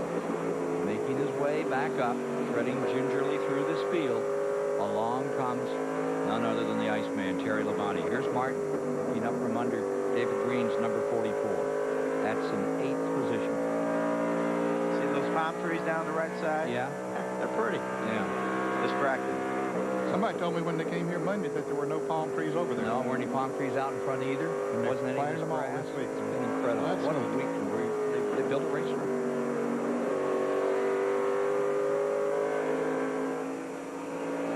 Purvis backing up. Boy, he got passed by both Hermie Sadler and Dale Jarrett in between turn 3 and 4, and came off turn 4 very high. Several other cars went by, and there was a lot of jockeying around back there, a lot of movement by a number of cars. Yeah, if you just lose a little of that speed, that momentum off the corner, these long straightaways, you know someone is going to pass you, and sometimes it's 3 or 4. If you're just joining us, 2,100 feet make the straightaways, front and rear, 600-foot short chutes, 8, we think it's 8+ degree banking here, making for very exciting action. You can try it 2 and 3 wide, but you darn well want to be able to get it back down into those corners, because if you're 3 wide in turn 1, you're going to have a wide open time at the hospital that evening. You check out, look you all over. It's scary stuff. Got a spin off Doug Hebron. Doug Hebron in car number 35. And he's collected something. The nose on that one is bent up. Caution is out. Mark it down as caution number 9 this afternoon for Doug Hebron. Okay, running 20th. Here's an interesting thing. Kenny Wallace is leading. Mike Wallace is in 3rd, but he's a lap down. Hebron started. Yeah, and I don't think Kenny's going to let his brother get back in the lead lap. Caution is already out. Nope. Didn't do it. Ooh. Whoa. And Mike Wallace hit Benson coming down the front straightaway there as Benson was slowing down. Turned him sideways. There you see Hebron's number 35 and Mike Wallace. Benson, as they came to the line to get that caution flag, they go all the way around. They had to come around Hebron. He got it fired, brought it across the line, and the fireworks were just behind. Well, you know, I'm sure Kenny wanted to let his brother get that lap back, but Johnny Benson was running 2nd, and Johnny would have gone by, taking the lead. And this track, it's so hard to pass, and Johnny had such a fast car. You know, Kenny just couldn't afford to slow down to try to let Mike go by. Yeah, you're right, Jeff. It would not have meant that he would have got back in the lead lap if Kenny would slow down. Probably he'd have lost the lead and still wouldn't have got back. Take a look at the Benson-Wallace tap. Whoa! That wasn't a love tap, folks. That wasn't on purpose. That was an accident. Johnny slowed down. They were coming to the start-finish line, and Johnny slowed up, and Wallace was flat-footed on it. He was trying to make that lap up. He sure was. And that's a good example of why it's so darn hard for drivers and even brothers to be friends. I'm sure Mike's saying, I wanted that lap back. Okay, we'll take a quick commercial break and be back with more here at the Homestead Motorsports Complex. It's the Jiffy Lube Miami 300.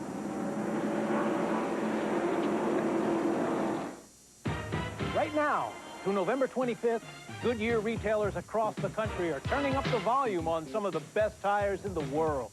Tires with Goodyear written all over them, because we're turning up the savings. It's true. Now, you can save 25% off regular prices on some of Goodyear's most popular passenger, performance, and light truck tires. Everyday low prices start at only $19.99. Believe it. Just turn up at any participating Goodyear retailer. But hurry, this sale ends soon. We're all in search of answers.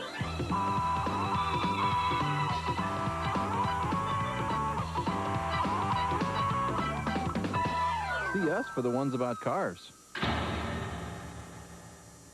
Natural ability only takes you so far. The right equipment counts for a lot. That's why I like Pert Plus.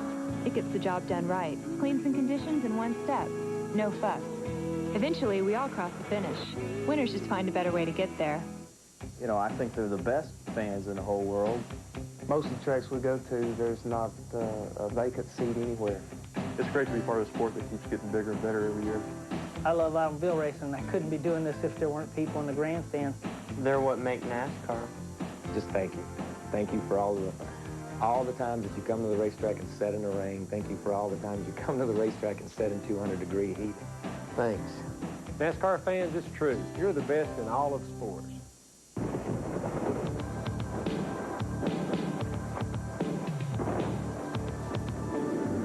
Snow will be increasing throughout the metro area.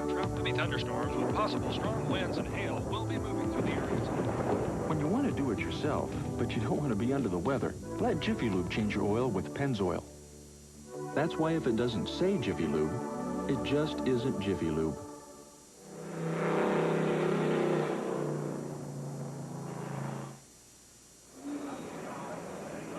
We're still under caution here at Miami, and a bang on the caution lap between Mike Wallace and Johnny Benson running up in second place. Steve Bird, what was that all about? Boy, I don't know. Mike was a little ambitious here. He wasn't going to catch Kenny, you know. But we think we're all right. We got a balloon sticking out in the back there, a little parachute, but we still had a lot left. We were sitting there just waiting. So we'll just wait and see what happens. Johnny's doing the best we can, but we're having a ball. Remember, those are the two cars that banged together side to side coming for the checkered flag 2 weeks ago at Rockingham, Mike Wallace and Johnny Benson. Here's Dick Bergman. Well, Doug Hebron's car will surely not fit the NASCAR templates anymore. The nose is all pushed in. They're trying to get some of the sheet metal out of the tire so that Hebron can motor on. His car owner, Mike Laughlin, who builds many of the chassis. That's good. This thing is probably bent under that sheet metal. Okay, the green flag waves as we get a restart here. And Kenny Wallace gets out in front of his brother, Mike Wallace. Benson goes right back to the inside, pulls in front of Mike Wallace. Just punted him here in this main straightaway coming to the line. Hermie Sadler gets in line. The man trying to move up through now is the number 14. Keep our eye on just how Terry Labonte does as he wends his way up through this traffic. Currently, number 14, Terry Labonte, you saw briefly up in front, back in 17th spot. There he is. And he's closing in on Larry Pearson, who's back aboard number 92. Out of the fourth turn and down the main straightaway comes Kenny Wallace. Ooh, we've got Ward big Burton trouble. Is Ward Burton down on the inside hard, and David Green hit him apparently, or hit the outside wall or something. He was involved in it. Ward Burton, winner of his first Winston Cup race, rides down that cat car, number 95, and there you see David Green's 44.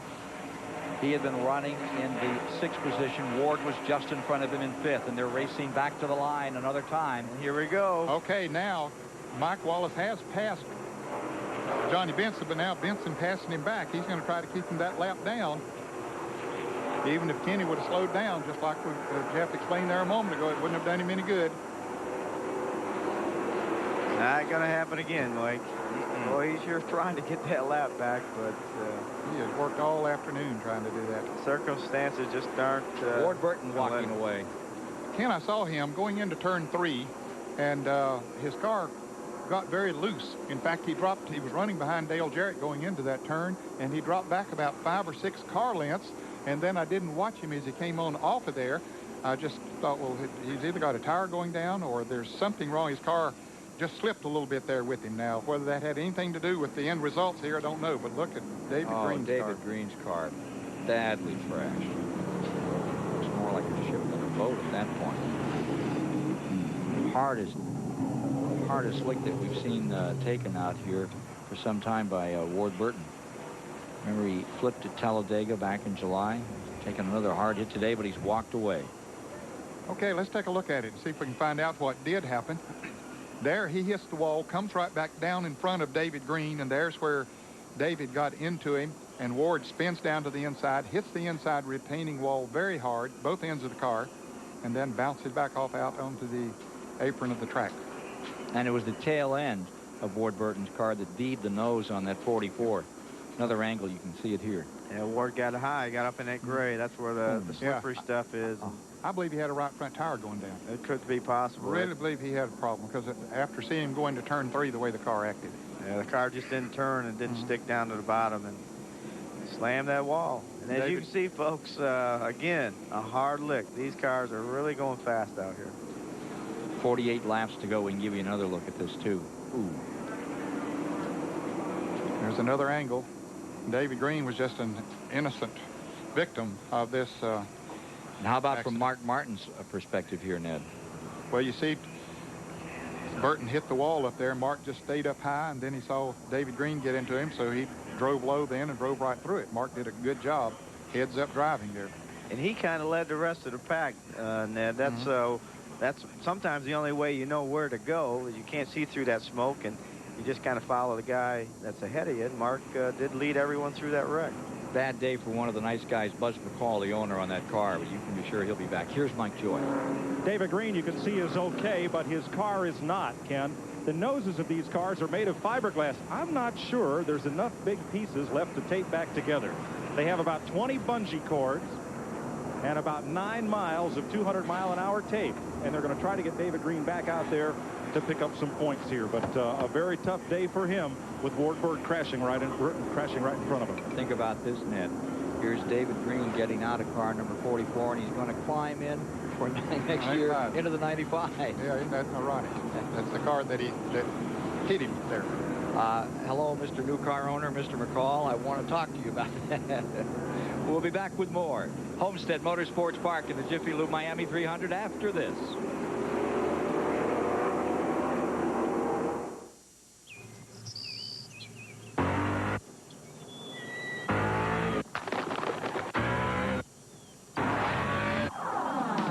The new 4.6-liter V8 Mustang GT and the new limited edition 305 horsepower V8 Mustang Cobra.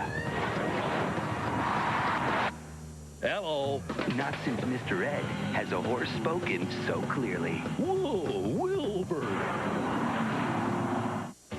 Jesse, you're next. I'm all yours. Save it for the stage, Romeo.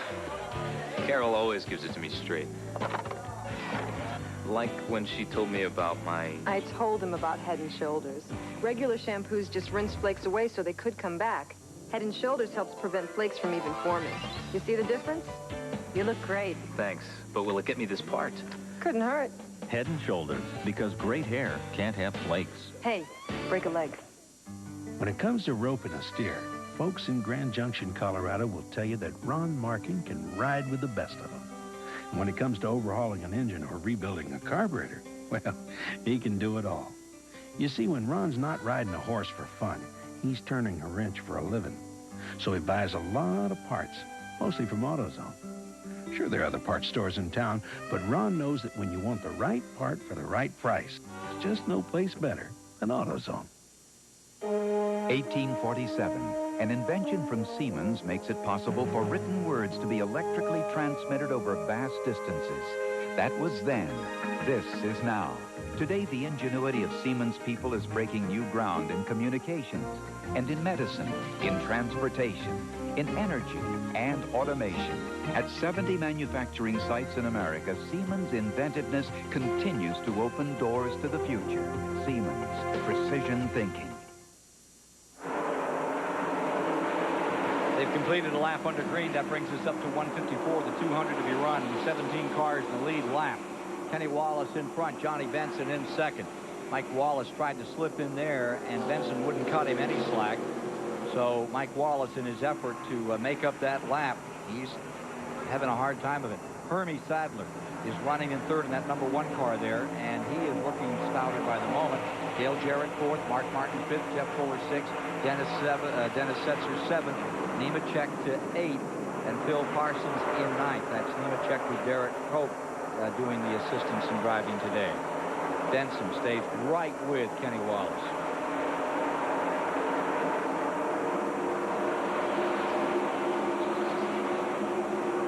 It'll take a few laps to see if, as Steve Bird said, that balloon on the back of Benson's car hurts him, and right now he looks like he's doing okay. Another spin up in between stern 1 and 2.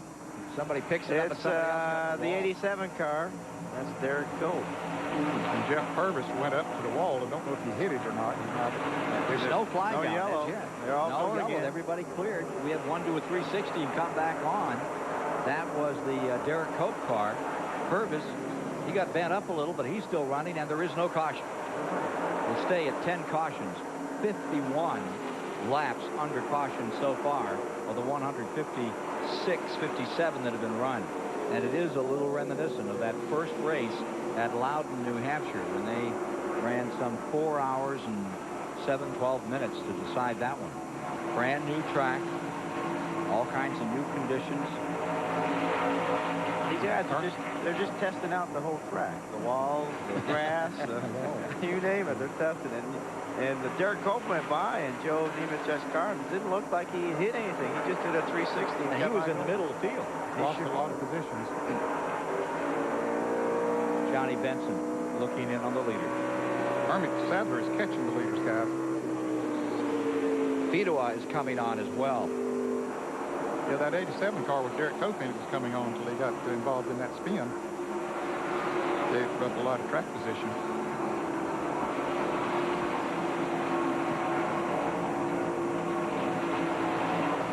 There goes Fedua. He's still coming on. Helping him get by. He's back back there in 20th spot. He's a couple of laps down, but he's as quick as anything. Isn't he to walk down? Well, they're showing him 2 laps down. I'm sorry, I thought he was in the lead lap. They are showing him 2 laps down. But he is as quick as anything yes, out there. Yes, he is. That surprises me. I didn't know he was laps down. We'll have to check that. I believe we'll see what the scoring when it comes up the next time. I think I'll tell you what, you may find that you're dead right, Ned. They're going to show him in that lead lap. They've got 2 or 3 lap cars before him, but I can't believe that's correct. He is fast, and he lost 2 laps. He has to stop. Here's Hermie Sadler, guys. He has caught him. The car number 1, Chevrolet, passing. Trying to get underneath Benson there. It's a tough spot to do it. That's what you call give and take. Yep. Yeah, that was not. Johnny took and Sadler gave. Yeah. Thank goodness. Or we'd had another caution. Or they'd have taken the wall. Hey, we got to give a call to Dennis Setzer. He's done a great job today in that Dick Moroso entry. The car actually belongs to Jimmy Spencer, but Moroso's car was wrecked here in practice by Dick Trickle on Friday, and so they withdrew the 10 car of Dick Trickle. I mean, that Dennis Setzer was driving, and then put 20 on it, and it's a Dick Moroso entry today, but it's up there in 5th place, doing a great job. Jimmy Spencer showing a lot of class. Of course, he broke a shoulder. Yeah, and it's not done. He wanted to be here so badly, but when he heard about what had happened with the Moroso team, he said, hey, you let me drive for you, let me do something back in return. And Dick Moroso told me yesterday, I always wanted Dennis Setzer to drive one of my cars. Well, he's got it in there today. I mean, you know, technically it's his entry. That's the 5th different Grand National team Dennis has driven for this year. It's like Morgan Shepherd in the old days. He really gets around. Dennis Setzer will be driving full-time for the Aiken Sutton team, number 38, that Elton Sawyer drives for now, and the Lipton Tea sponsorship that is on the Champs car, the 74 right there, goes over to that team for next year. 3-car dice up in front. 161 of 200 laps complete. Top 3 coming by, and just behind them and closing is Dale Jarrett. He might be closing in. I think he is closing in a little bit now. He's taken about a car and a half length in the past 3 laps back. He also is closing. And again, I think this speaks to the sense of the racetrack. You have this leader up here, Kenny Wallace. He's running his own pace, doing what he wants to do. And what happens is the rest of this field, they're beginning to bunch up behind him. And you've got to find that absolute right moment to make your move. I tell you, Benson is beginning to work on Kenny Wallace. He's checked that thing out, as Jeff said, after that little bang on the back by Mike Wallace to see how it affected the handling of the race car. Apparently it's not handling too much. And Steve Bird, the crew chief on Benson's car, said they had some left. They were sitting there riding. Well, it's getting close to time to show your hand. They still got about 38 laps to go, but Jeff, take us for a ride, if you would. We get back on that in-car camera for a moment. Here's the move down to the inside as he looks on Kenny Wallace to see if he can make that move. But from a driver's standpoint, take us right into turn 3 here. Turn 3, pretty tricky. You need to get off that corner down that short chute like you saw Kenny, a little more throttle, pull away from Johnny a little bit. But John didn't really have the right line through that corner. Down this long straightaway here, you're looking at that first corner and saying, boy, I hope I hit it right. How much throttle do you use as you get into this corner? Well, you're on the brakes really hard going into turn 1, and off the corner we've got a spinner. 63 has looped it down here in front of us. Curtis Markham, who was running in the 14th position. And there's no yellow. And there's no yellow. He got it turned around, kept right on going. Stays in the lead lap. Yeah. Anyway, tell us about how much throttle you use, how much brake you use to get around this thing. A lot of brake going down into turns 1 and 3. And you get down in the middle of the corner. Mark Martin said at the beginning of the show, you have to be careful with that throttle. If you get too much throttle, you'll push up into the wall. So it's just a fine line of throttle and brake getting through that corner right there. But you try to get in throttle wide open right where Kenny is now. Get off the gas, a little brake to set the car through turn 2 where they're at now, but wide open again right there to get down this long back straightaway. And the key, if you don't get back in the throttle, those boys behind are going to pass. Into turn 3 right here, hard on the brakes, really hard. You see Johnny outbroke him a little bit, went in a little deeper, but there Kenny got back in the throttle. Very important. You got to get back in the gas to get these big heavy cars going again. And off of turn 4, Kenny, again, is really good off the corners. It looks like he's getting good traction, good forward bite, and that's keeping him out front right now. He doesn't go all the way to the bottom. Stays out about 3 feet. It looks like the groove's moved up just a little bit. They're not nicking that yellow. See, he's about 3 foot off the yellow line. In practice, they were right against it. Here's Mike Joy.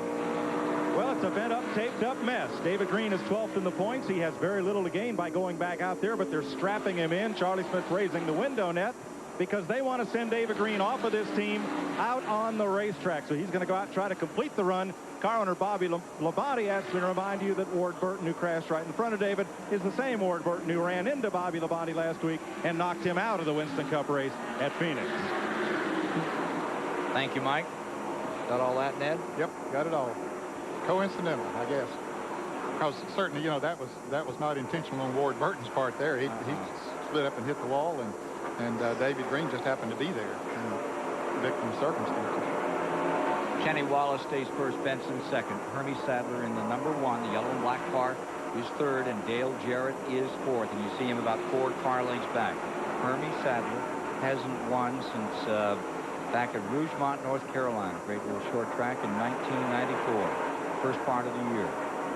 There he's closing in on Benson. He's going to try to make a slingshot move. Can he get far enough by? Not that time. Hey, Dennis Setzer is beginning to gain on that foursome up front. He had dropped back about 3 or so seconds, but right now he's beginning to close in on him a little bit. Dennis Setzer in 5th position. Mark Martin is 6th. Tim Fiedel is 7th. Pearson is 8th. Fuller is 9th. Jason Keller 10th. Phil Parsons 11th. Then Elton Sawyer, Rich Bickle, Michael Waltrip, Joe Nemechek for his car, and Bobby Labonte, that's Terry Labonte, and Curtis Martin, the 17 cars in the lead lap. And that 1 lap down is Mike Wallace still trying to make it up with Purvis in the same lap. And you've got Hevron and Reeves 2 laps down. LePage, Kevin LePage up 3 laps down. He lost his primary car here. Took the horns off the front of that one. Boy, and that Benson's closed right up on the back of Kenny Wallace. I don't know if he got a burst of energy or if the pressure from Hermie Sadler turned him up a notch or what, but they're pushing on old Kenny right now pretty hard. A lot of pressure on Wallace, the leader. Kenny Wallace, number 8, over Grand Rapids, Michigan's John Benson, who is the Grand National Champion this year after the event that was run at Rockingham. Had that one sewed up. He's staying right there, staying smooth in second, and Hermie Sadler. This would be something if he brought it back after that short track win back in April of '94. Dennis Setzer lies 5th, closing on those leaders. Dale Jarrett in 4th. Benson just dogging car number 8. 170 laps now down, and only 30 laps remain to decide this one.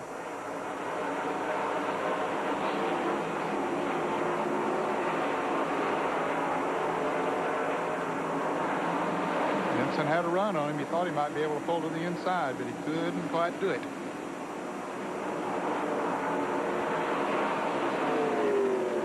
See, there are 30 laps to go. Well, he's right on him through the short chute between 1 and 2. Let's see if he can get a little run off of 2. And that close, Jeff, he has to take a little air off of that spoiler, doesn't he? Yeah, it really does, and it can sometimes help the handling. If Kenny's a little tight, a little air off the back loosens the car up, and that can actually make him go a little faster. We'll see here. This is a good shout. Well, we won't see if it loosens him up, but it doesn't appear to be loosening Kenny up at all. Kenny's maintaining that lead, and it doesn't seem to be bothering him that Johnny gets up right close behind him. Yeah, Dennis Setzer, Ken, I mentioned that he was gaining on this course, and now he's not. He's beginning to lose a little bit. Backing there up. For a while, he really picked up on him. In fact, Mark Martin is gaining on Dennis Setzer right now. And that draft has pulled away the front 2 from the second paired out there. The one of Hermie Sadler and Dale Jarrett. Kenny Wallace. Take a look at Mark Martin's suspension and how it works around this. Jeff, you can tell us a little about this. Yeah, let me look at that spring, see what Mark has in there. And look at the sparks off the brakes. Those brakes are mighty hot, and you do use them going into these corners like we've talked about, and you can see the sparks. And there's a crash. Setzer. And Dennis Setzer, oh, that's too bad. He's running in 5th place. Had a great run going.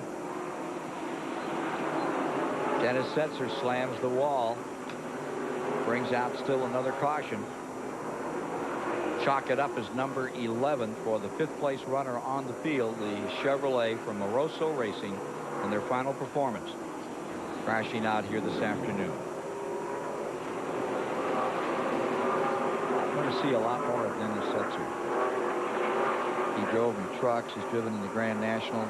We saw him in the sportsman ranks a few years ago. Strong racer. It looks like it's over for him today, as Kenny Wallace still tries to fend off Benson, Sadler, Jarrett, and Martin. In racing, there's no margin for error. The crew follows the same procedures every time the car pulls into the pits. It's the same way at Jiffy Lube. We follow the same strict procedures more than 50,000 times a day. It's your assurance that when you bring your car to Jiffy Lube, the job will be done right. And Jiffy Lube offers Pennzoil.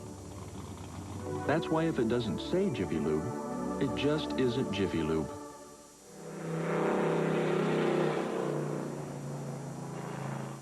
Okay, I want to do a little comparison between my new Ford Ranger and, well, my girlfriend. First off, my Ranger requires very low maintenance. My girlfriend? High maintenance. And my Ranger's got dual airbags and anti-lock brakes. My girlfriend gives her boyfriend all kinds of brakes. And my new Ford Ranger is the best-selling vehicle in its class. My boyfriend has no class. So with my Ranger, why do I even keep him around? Hey, somebody's got to help me wash it. Dad, wake up, What? Dad. Get up, Dad. What is it, Jack? It's Saturday. You said you would take me to McDonald's for breakfast Saturday. Yeah, and you I said know. I could have an Egg McMuffin and a big juice. You said you and Mom would have pancakes and sausage and coffee. And you said you wouldn't go to work today. You said. I know, but it's 3. CBS Sports coverage of the Jiffy Lube Miami 300 is sponsored by Jiffy Lube. If it doesn't say Jiffy Lube, it just isn't Jiffy Lube. Ford and your Ford dealer. Have you driven a Ford lately? And by McDonald's. Have you had your break today? You're watching Dennis Setzer's car come in. That's the effort for his 3rd win in Grand National Racing and Moroso Racing. Lowers their flag after today's competition. Good luck to Dick Moroso. Understand he's building a short track down here in Florida. Hope it's a grand one. I'm sure it will be, like everything else that Dick Moroso has built. All right, we're down to 175 laps complete. Getting down to the finish. You want to see a finish? Take a look at yesterday. This is the Dash Series. They're deciding their championship. It was right to the wire. There's Larry Cottle, Dodge Daytona. He is in front in the points. He's won the national championship twice. Away goes the engine, and away goes Larry Cottle's car. A really nice guy, good racer. Okay, so now you think that the 18-year-old Dennis Hutto has it won. He's in that black number 97. This is on the restart lap to go. Right. Into the wall, got all torn up, and the David Hutto car came across the line, made this big move to get across the line. So he gets himself into the last lap with no front end. And then there was a half-hour discussion as to who would wind up as the national champion. He had tied in the points for the season. And then NASCAR placed David Hutto 5th, up from 6th position. So he won the title by 5 points. Originally, they said it had been a tie when the race was over, and therefore it would be decided in favor of this 18-year-old youngster. Anyway. That everybody has said, I mean, Benny Parsons has been talking about how good this young man is, and he'd won, what, 5 or 6 races this year, but actually won it by 5 points. Right. That's how they finished yesterday. The point is, stay tuned, folks. All right, let's go to Dick Burke. Well, Ken, just a couple of laps ago, both Kenny Wallace's crew and Dale Jarrett's crew really shook things up down here on pit road. Jack men, tire men, everybody scampered to the top of the pit wall like they were going to do a quick pit stop, and everybody's watching everybody else. It was a fake. The drivers came by, and they all applauded them. That was all they did. But importantly, just a few laps ago, Kenny Wallace called into his crew and said, I know why everybody's hitting the wall off the 4th corner. What's happened is the groove has moved up so close that coming off the corner, they're just tagging the wall. That's what's happening. Mike Joy? Well, Dick, let me tell you a little about the third-place driver, Hermie Sadler. As Ken pointed out, he had a short-track win last season. Second this year at Hickory and Dover, 3 top 5s, 5 top 10s. But for half the year, Sadler fought a mysterious virus. Didn't even tell his publicist about it and spent a lot of sheet time, some of it in the hospital. Didn't want word to get out because he kept on racing in between hospital trips.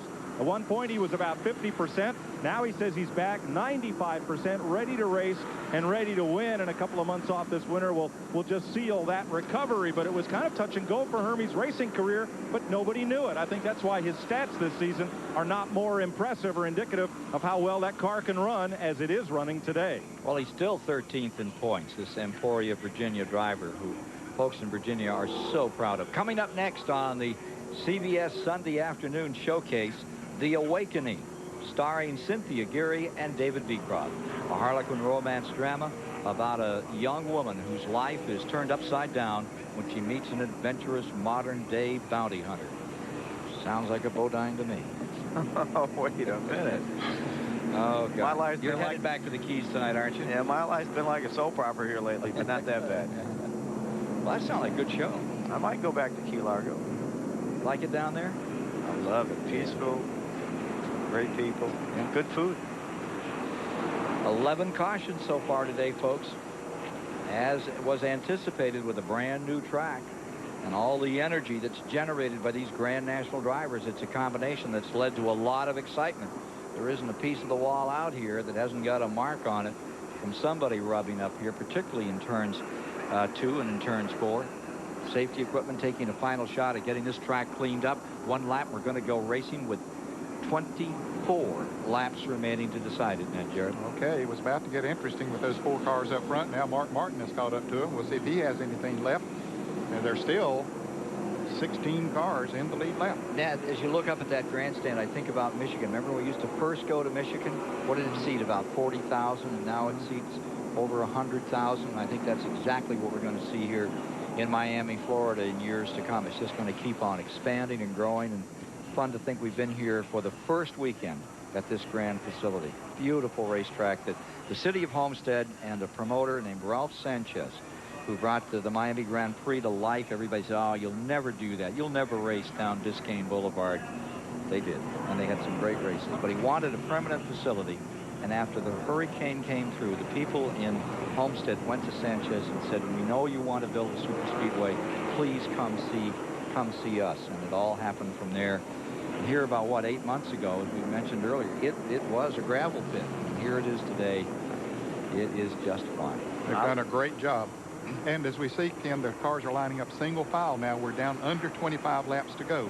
So they line up single file for this restart. I'd like to try this road course, guys. Looks really interesting. 2.21.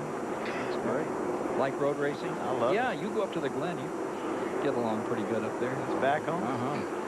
All right, pace cars in, and we're down to decide this one, folks. Kenny Wallace in front, Benson in second, Sadler, Jarrett, Mark Martin, Larry Pearson back to 6th. Fedewa up into 7th, Jason Keller. And then you've got Jeff Fuller, followed by Alton Sawyer, the top 10, and Michael Waltrip just outside. And that move by Labonte hasn't happened. He's still back there in 13th. And nobody in the rear of this came in to make any changes on those cars in the lead lap. Phil Parsons being the last in 16th position. Somebody might want to make an adjustment. Phil did make a couple of pit stops during this caution, so I'm sure they made some adjustments on his car, so we'll see how it pans out for him. And he changed 2 tires, I believe, on the right side. Well, there you see him in the 99. Coming right back after Curtis Markham in the 63. Up in front. Kenny Wallace still has the advantage. Yeah, and those 4 cars are beginning to pull away. Mark Martin just not able to stay with them. As a matter of fact, he's dropped back. Larry Pearson has now moved up into the 5th place. Mark Martin has dropped back to 6th and maybe about to lose it. Yeah, he's losing positions. There you can see him up on the outside as these cars go by down on the inside. Jason Keller went by, and the car number 47 of Fuller goes by. Here's Michael Wolf on the inside of the car number 38. Alton Sawyer? Is that Sawyer in there? Yeah, and up front, Hermie Sadler got up the side of Benson going into turn 3, but had to back off. Michael Waltrip just tapped Mark Martin there. Yeah, there's a lot going on over there in that group. So great racing going on all over the place. Of course, it's time now. If you got anything left, you got to put the hammer down and show it. Showing 20 laps to go here. as Kenny Wallace gets a breather and pulls away a little. Kenny's loving it when he sees those cars racing behind him, side by side, door to door, because he was able to pull away a little bit, but there Benson really got to run off that corner. Gained a little bit and definitely pulled away from Hermie. And Larry Pearson is going to make it a 5-some here in just a second, guys. He is really coming. You see those 4 cars? Look there on the right of the screen. Larry Pearson has caught him, I mean, just very quickly. He was way back, 10 or 20 car lengths back when they came by the last time, and here he is up on Dale Jarrett's bumper almost. Put Johnny Rumley in there for a while. Now Pearson back in the car. There's that glare coming down the main straightaway. That might bug you a little. It bugged me. I'd have to have my killer loops on to stand that or something. See? Get those commercials in there, don't you? Oh, yeah. Can't be trusted. Everybody's got a deal. Boy, these guys, they spread out a little bit one lap, and the next lap you come by, look, they're close again. It's what a neat racetrack. A great racetrack. Kenny Wallace stays up in front as he seeks his 8th win in Grand National Racing. Coming right after him, the 1995 National. And here comes Sadler running inside. Sadler found the hole. Benson for just a moment off the line. And it's Sadler into second place. Now he's ready to try and challenge. Back comes Benson. He looks to the inside. Down this 2,100-foot straightaway, 3 wide. Here comes Dale Jarrett into it. Jarrett plows to the bottom. He's got Benson pinned on the outside. And here comes Larry Pearson. Larry Pearson's in there. Pearson going for a spot. Don't get to the outside, guys. No, sir. It just doesn't pay. Johnny Benson is living proof of that. Went from 2nd back to 5th place in 1 lap.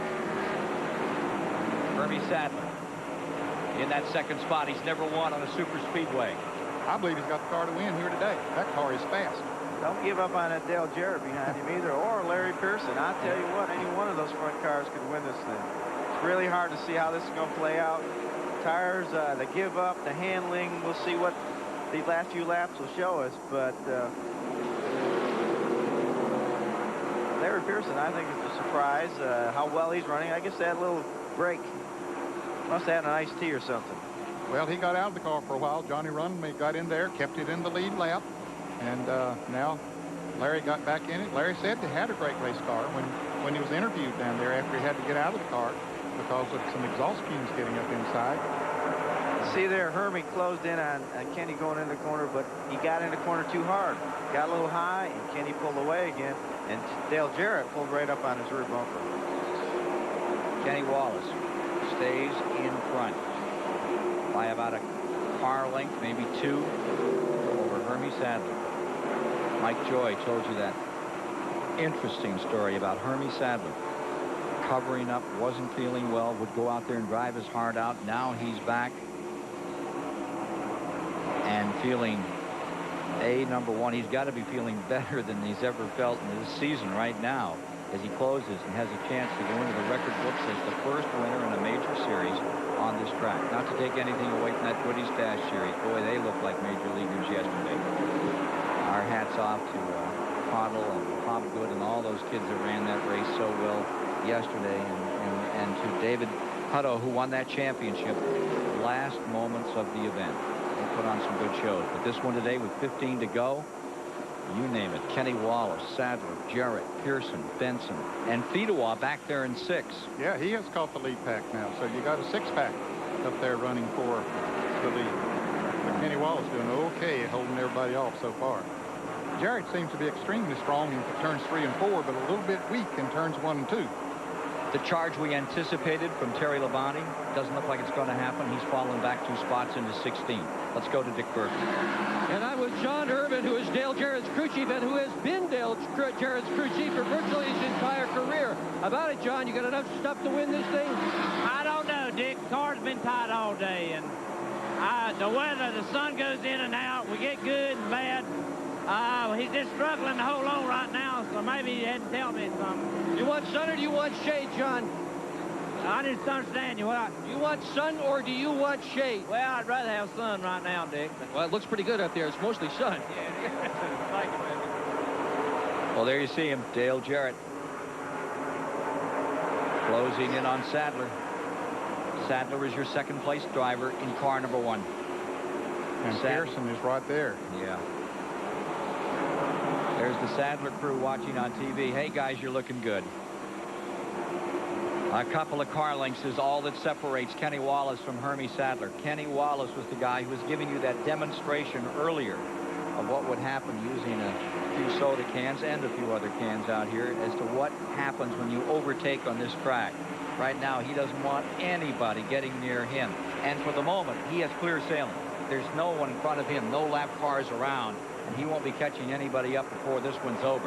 And you're right, Kenny. He has clear sailing. That means clean air. That means he's getting good downforce in the front. Now here's Sadler making a move to the inside. No, not enough. But he has clean air on his car, and this car is getting optimum traction. Everyone else behind him is getting dirty air. That's not helping Dale Jarrett's push. He's up behind those guys. That makes the push worse.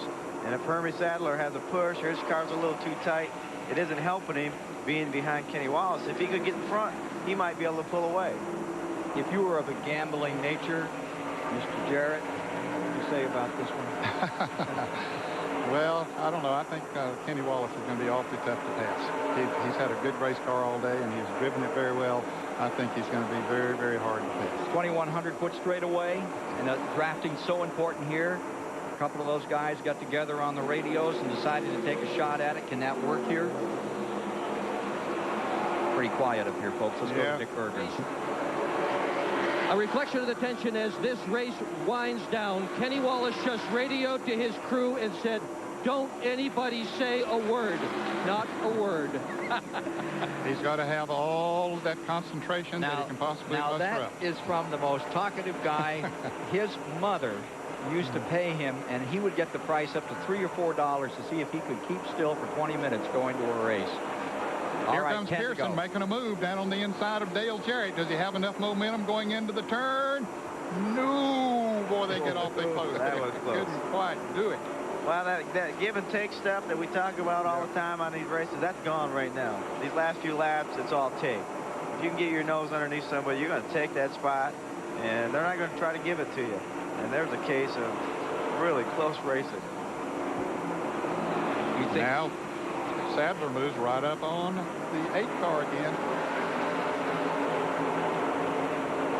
Boy, this is a grand start to a great new facility. Here you have 4 men in contention to decide it all with less than 10 to go, down to 9. Wallace stays first. Sadler showing great patience. Coming up next, we'll join the CBS Sunday afternoon showcase presentation of The Awakening, already in progress.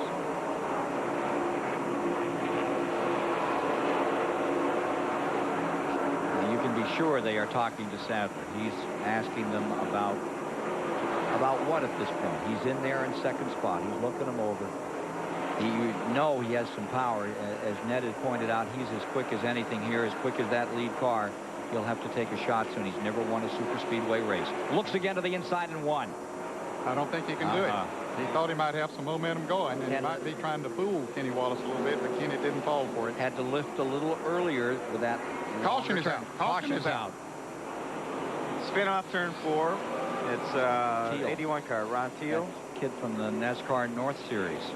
Ron Teal, the only NASCAR North driver that came in and made it into the show, not including the LePage car, which has been a regular down here. I mean, that's a hard These guys hit. are racing back, and yeah, they're coming to the stripe. Here they come, those front 4 around that wrecked car. Pearson got around Dale Jarrett. Yeah, I think Dale backed off when he saw the caution lights and lost a spot. Yeah. I don't know if that'll stand. I don't believe he raced back here in the Busch Series.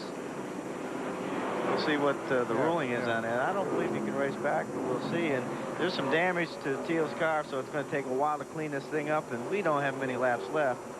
That's well, I wish I had a wrecker. I'd go out there and hook it up, drag him out of there. I want to see this thing under the green. It will end under green. I think they'll get that out of there in a real hurry. Kenny Wiles is in there. He's saying caution's okay. He's not worried about caution. Those other boys, they want to see the green flag fly again, though. Ron Thiel's car, already they have the wreckers out to it.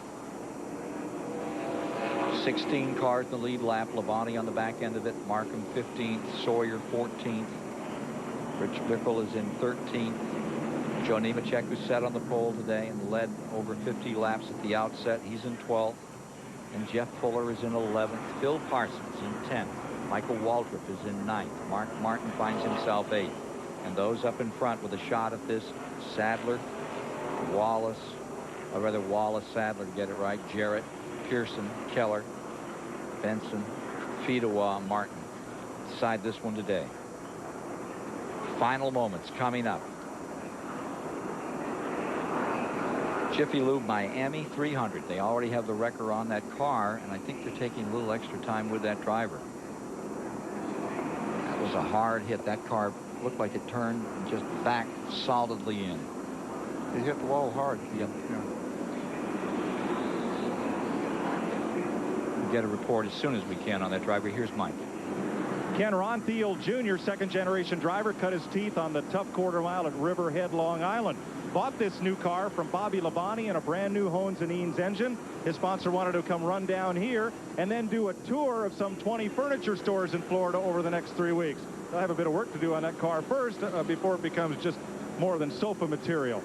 You were speculating about what they might have been telling Hermie Sadler, and John Munson was not out on pit road. He was back underneath in the garage area watching the monitors and talking to Hermie every lap, telling him not to drive the car into the corner too hard. He still thinks they have a chance to win this race if it goes green. Any other speculation about any of those other top 4 or 5 cars from you folks on pit road would be appreciated. Any news or notes about how they're coming? And they're bringing the ambulance around for Ron Thiel in this car number 81, which is crashed coming out of turn 4. You see him walking away, but he really took a bell ringer as he backed it into the wall. Well, that's good to see him walking away. Hopefully the injuries are not too serious. We'll go to the track hospital and get checked over. There is not a lap counter. 194, the showing complete. 6 laps left. 5 when they come by this time, and we won't get a start here. 5 when they come by this time.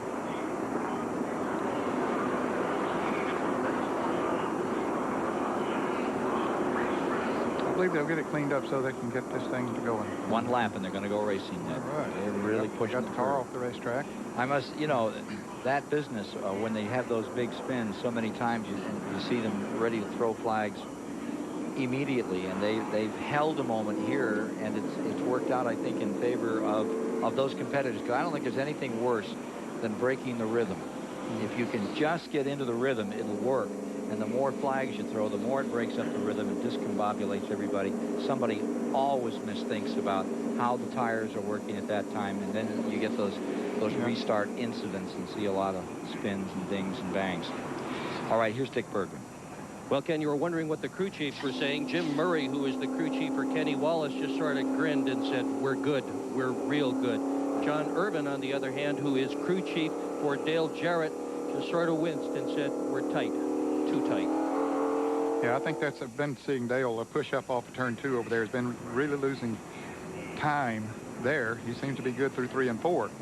Larry Pearson now has gotten around Jarrett, and his car was really good, so he might get right in that mix up there with those top 3.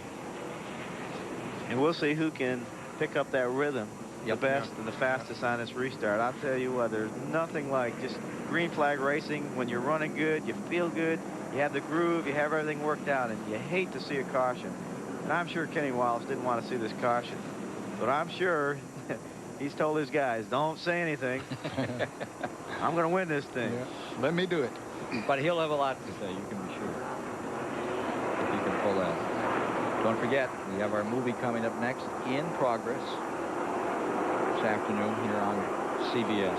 Getting Ready for Green, coming down to it with Kenny Wallace, Hermie Sadler, Larry Pearson, and he did retain that 3rd slot. Back behind him comes Jarrett, and this is to decide it.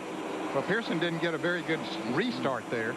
Jason Keller did, though. Yes, he did. Jason Keller. Well, Johnny Benson's one that really got the restart. Jason Keller was running in 5th, and Benson got around him on the restart. Jim Fedewa back in 7th. Looks like Larry is laying back trying to get a little run, but the boys in front got the run instead. But he's caught him. Yeah, he caught right back up. It didn't take him long. He got off of turn 2 really good and closed that gap up quite a bit. Let's see how he comes out this 4th corner. This will tell you what he's got. Yeah, he has been getting off of turn 2 very good. He got off of 4 okay. He held his own there. Jason Keller tries to get back on the inside of Benson. There he is going down into the turn, trying to take that 5th place away, but couldn't quite do it. While they race, that foursome pulls away. 3 to go, 2 when they come by next time. Big battle going on for 5th place back there. 3 abreast, they go into turn 3. Oh, look at this. Tim Fedewa down on the inside. Benson on the outside. He's going to be the big loser in this deal. Michael Waltrip comes down, tries to get on the inside of him as well, while that battle continues up front. And Sadler, a lot going on back in there. Mark Martin gets around Benson. He really lost a lot of positions there. 2 to go. Sadler is really pushing Kenny into the corner, trying to get Kenny into the corner a little too high so Kenny slides up so he can slip underneath him. Benson fading badly here at the end of the race, sliding back through the field. He is on his bumper. Let's see. He is. He touches him a little bit there almost. Now he gets a run on him. He's on the inside. He'll have him. Can Larry Pearson go with him? What's going to happen here? Back comes Kenny. They all wrecked. The all-top Jarrett and Dale Jarrett is going to come home. The top 3 are in the wall. Dale Jarrett coming to the line. This is going to bring out the caution. Kenny Wallace in the wall. Hermie Sadler is there. Larry Pearson. And the winner to the stripe is Jarrett. He gets the white and the yellow flag. And that race is over. Wow. All he needs to do is come back and get the checkered. And Fedewa's going to come home in 2nd spot. Boy, what a way for Fedewa to leave this team after he won for them at Nazareth. He comes back for Ray and Diane DeWitt, and in this dramatic moment, right at the finish, top 3 in the wall. Sadler made the move on the inside. We got to see that again, and there you see the catastrophe that lies on the outside of turn 3. Well, those 3 race cars are torn up. Jarrett has won it as the 3 leaders crash going down at 175 miles an hour into the 3rd turn. Here's Sadler getting out. Kenny Wallace still in his car. He's out. There he comes out.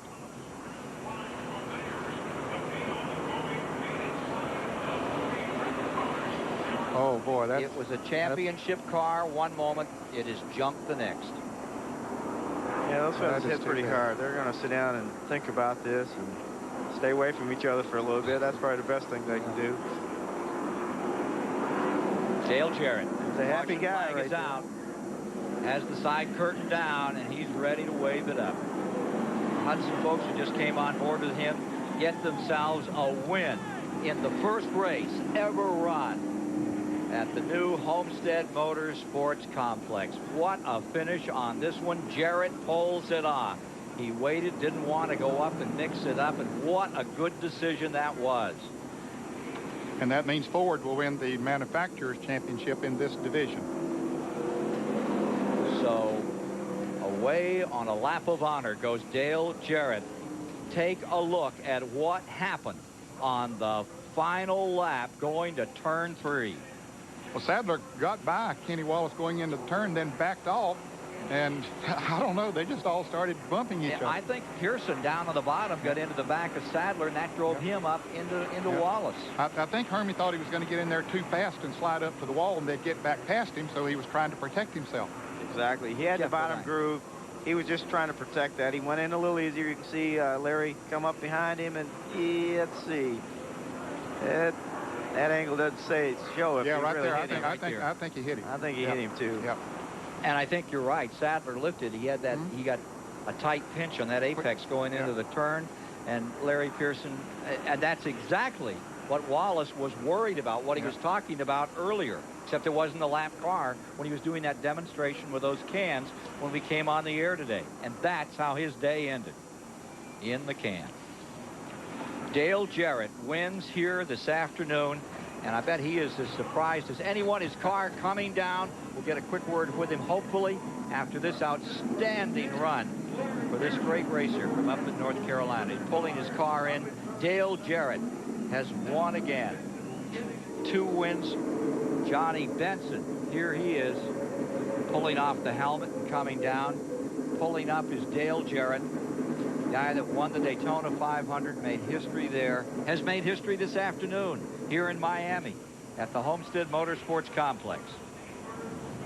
You really have to give credit to those front three guys, or four guys actually.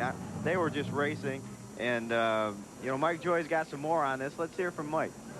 Well, it all ended up like Kenny Wallace said, like that. Richard Petty said, "I'd rather be lucky than good." You were both. Yeah, I was more lucky than good today. The guys did a good job, and thanks to Hudson Technologies who came on board for this race. And this is a great feeling. I know that it wraps up the Manufacturers Championship in this for Ford, so we really appreciate it. Just, you know, those guys were racing hard. I saw that, you know, my only chance was to back off and see what was going to happen, and it worked out. Congratulations, Dale Jarrett, surprise winner here at Homestead. Take a look at the top 10 as Dale Jarrett wins for the third time this season in Grand National. After starting 26 today, it's his 11th career Grand National victory. And Tim Fedewa gets the feeling of success in second place. Jason Keller for third, Michael Waltrip in fourth, then Mark Martin. Phil Parsons comes home sixth. Derek Cope, Jeff Fuller, Johnny Benson, Curtis Markham round out the top 10 in this action-filled inaugural race here at Homestead, Florida. For Ned Jarrett, Jeff Bodine, Mike Joy, and Dick Berger, and I'm Ken Squire saying so long from Homestead, Florida, where Dale Jarrett has won the inaugural Jiffy Lube Miami 300.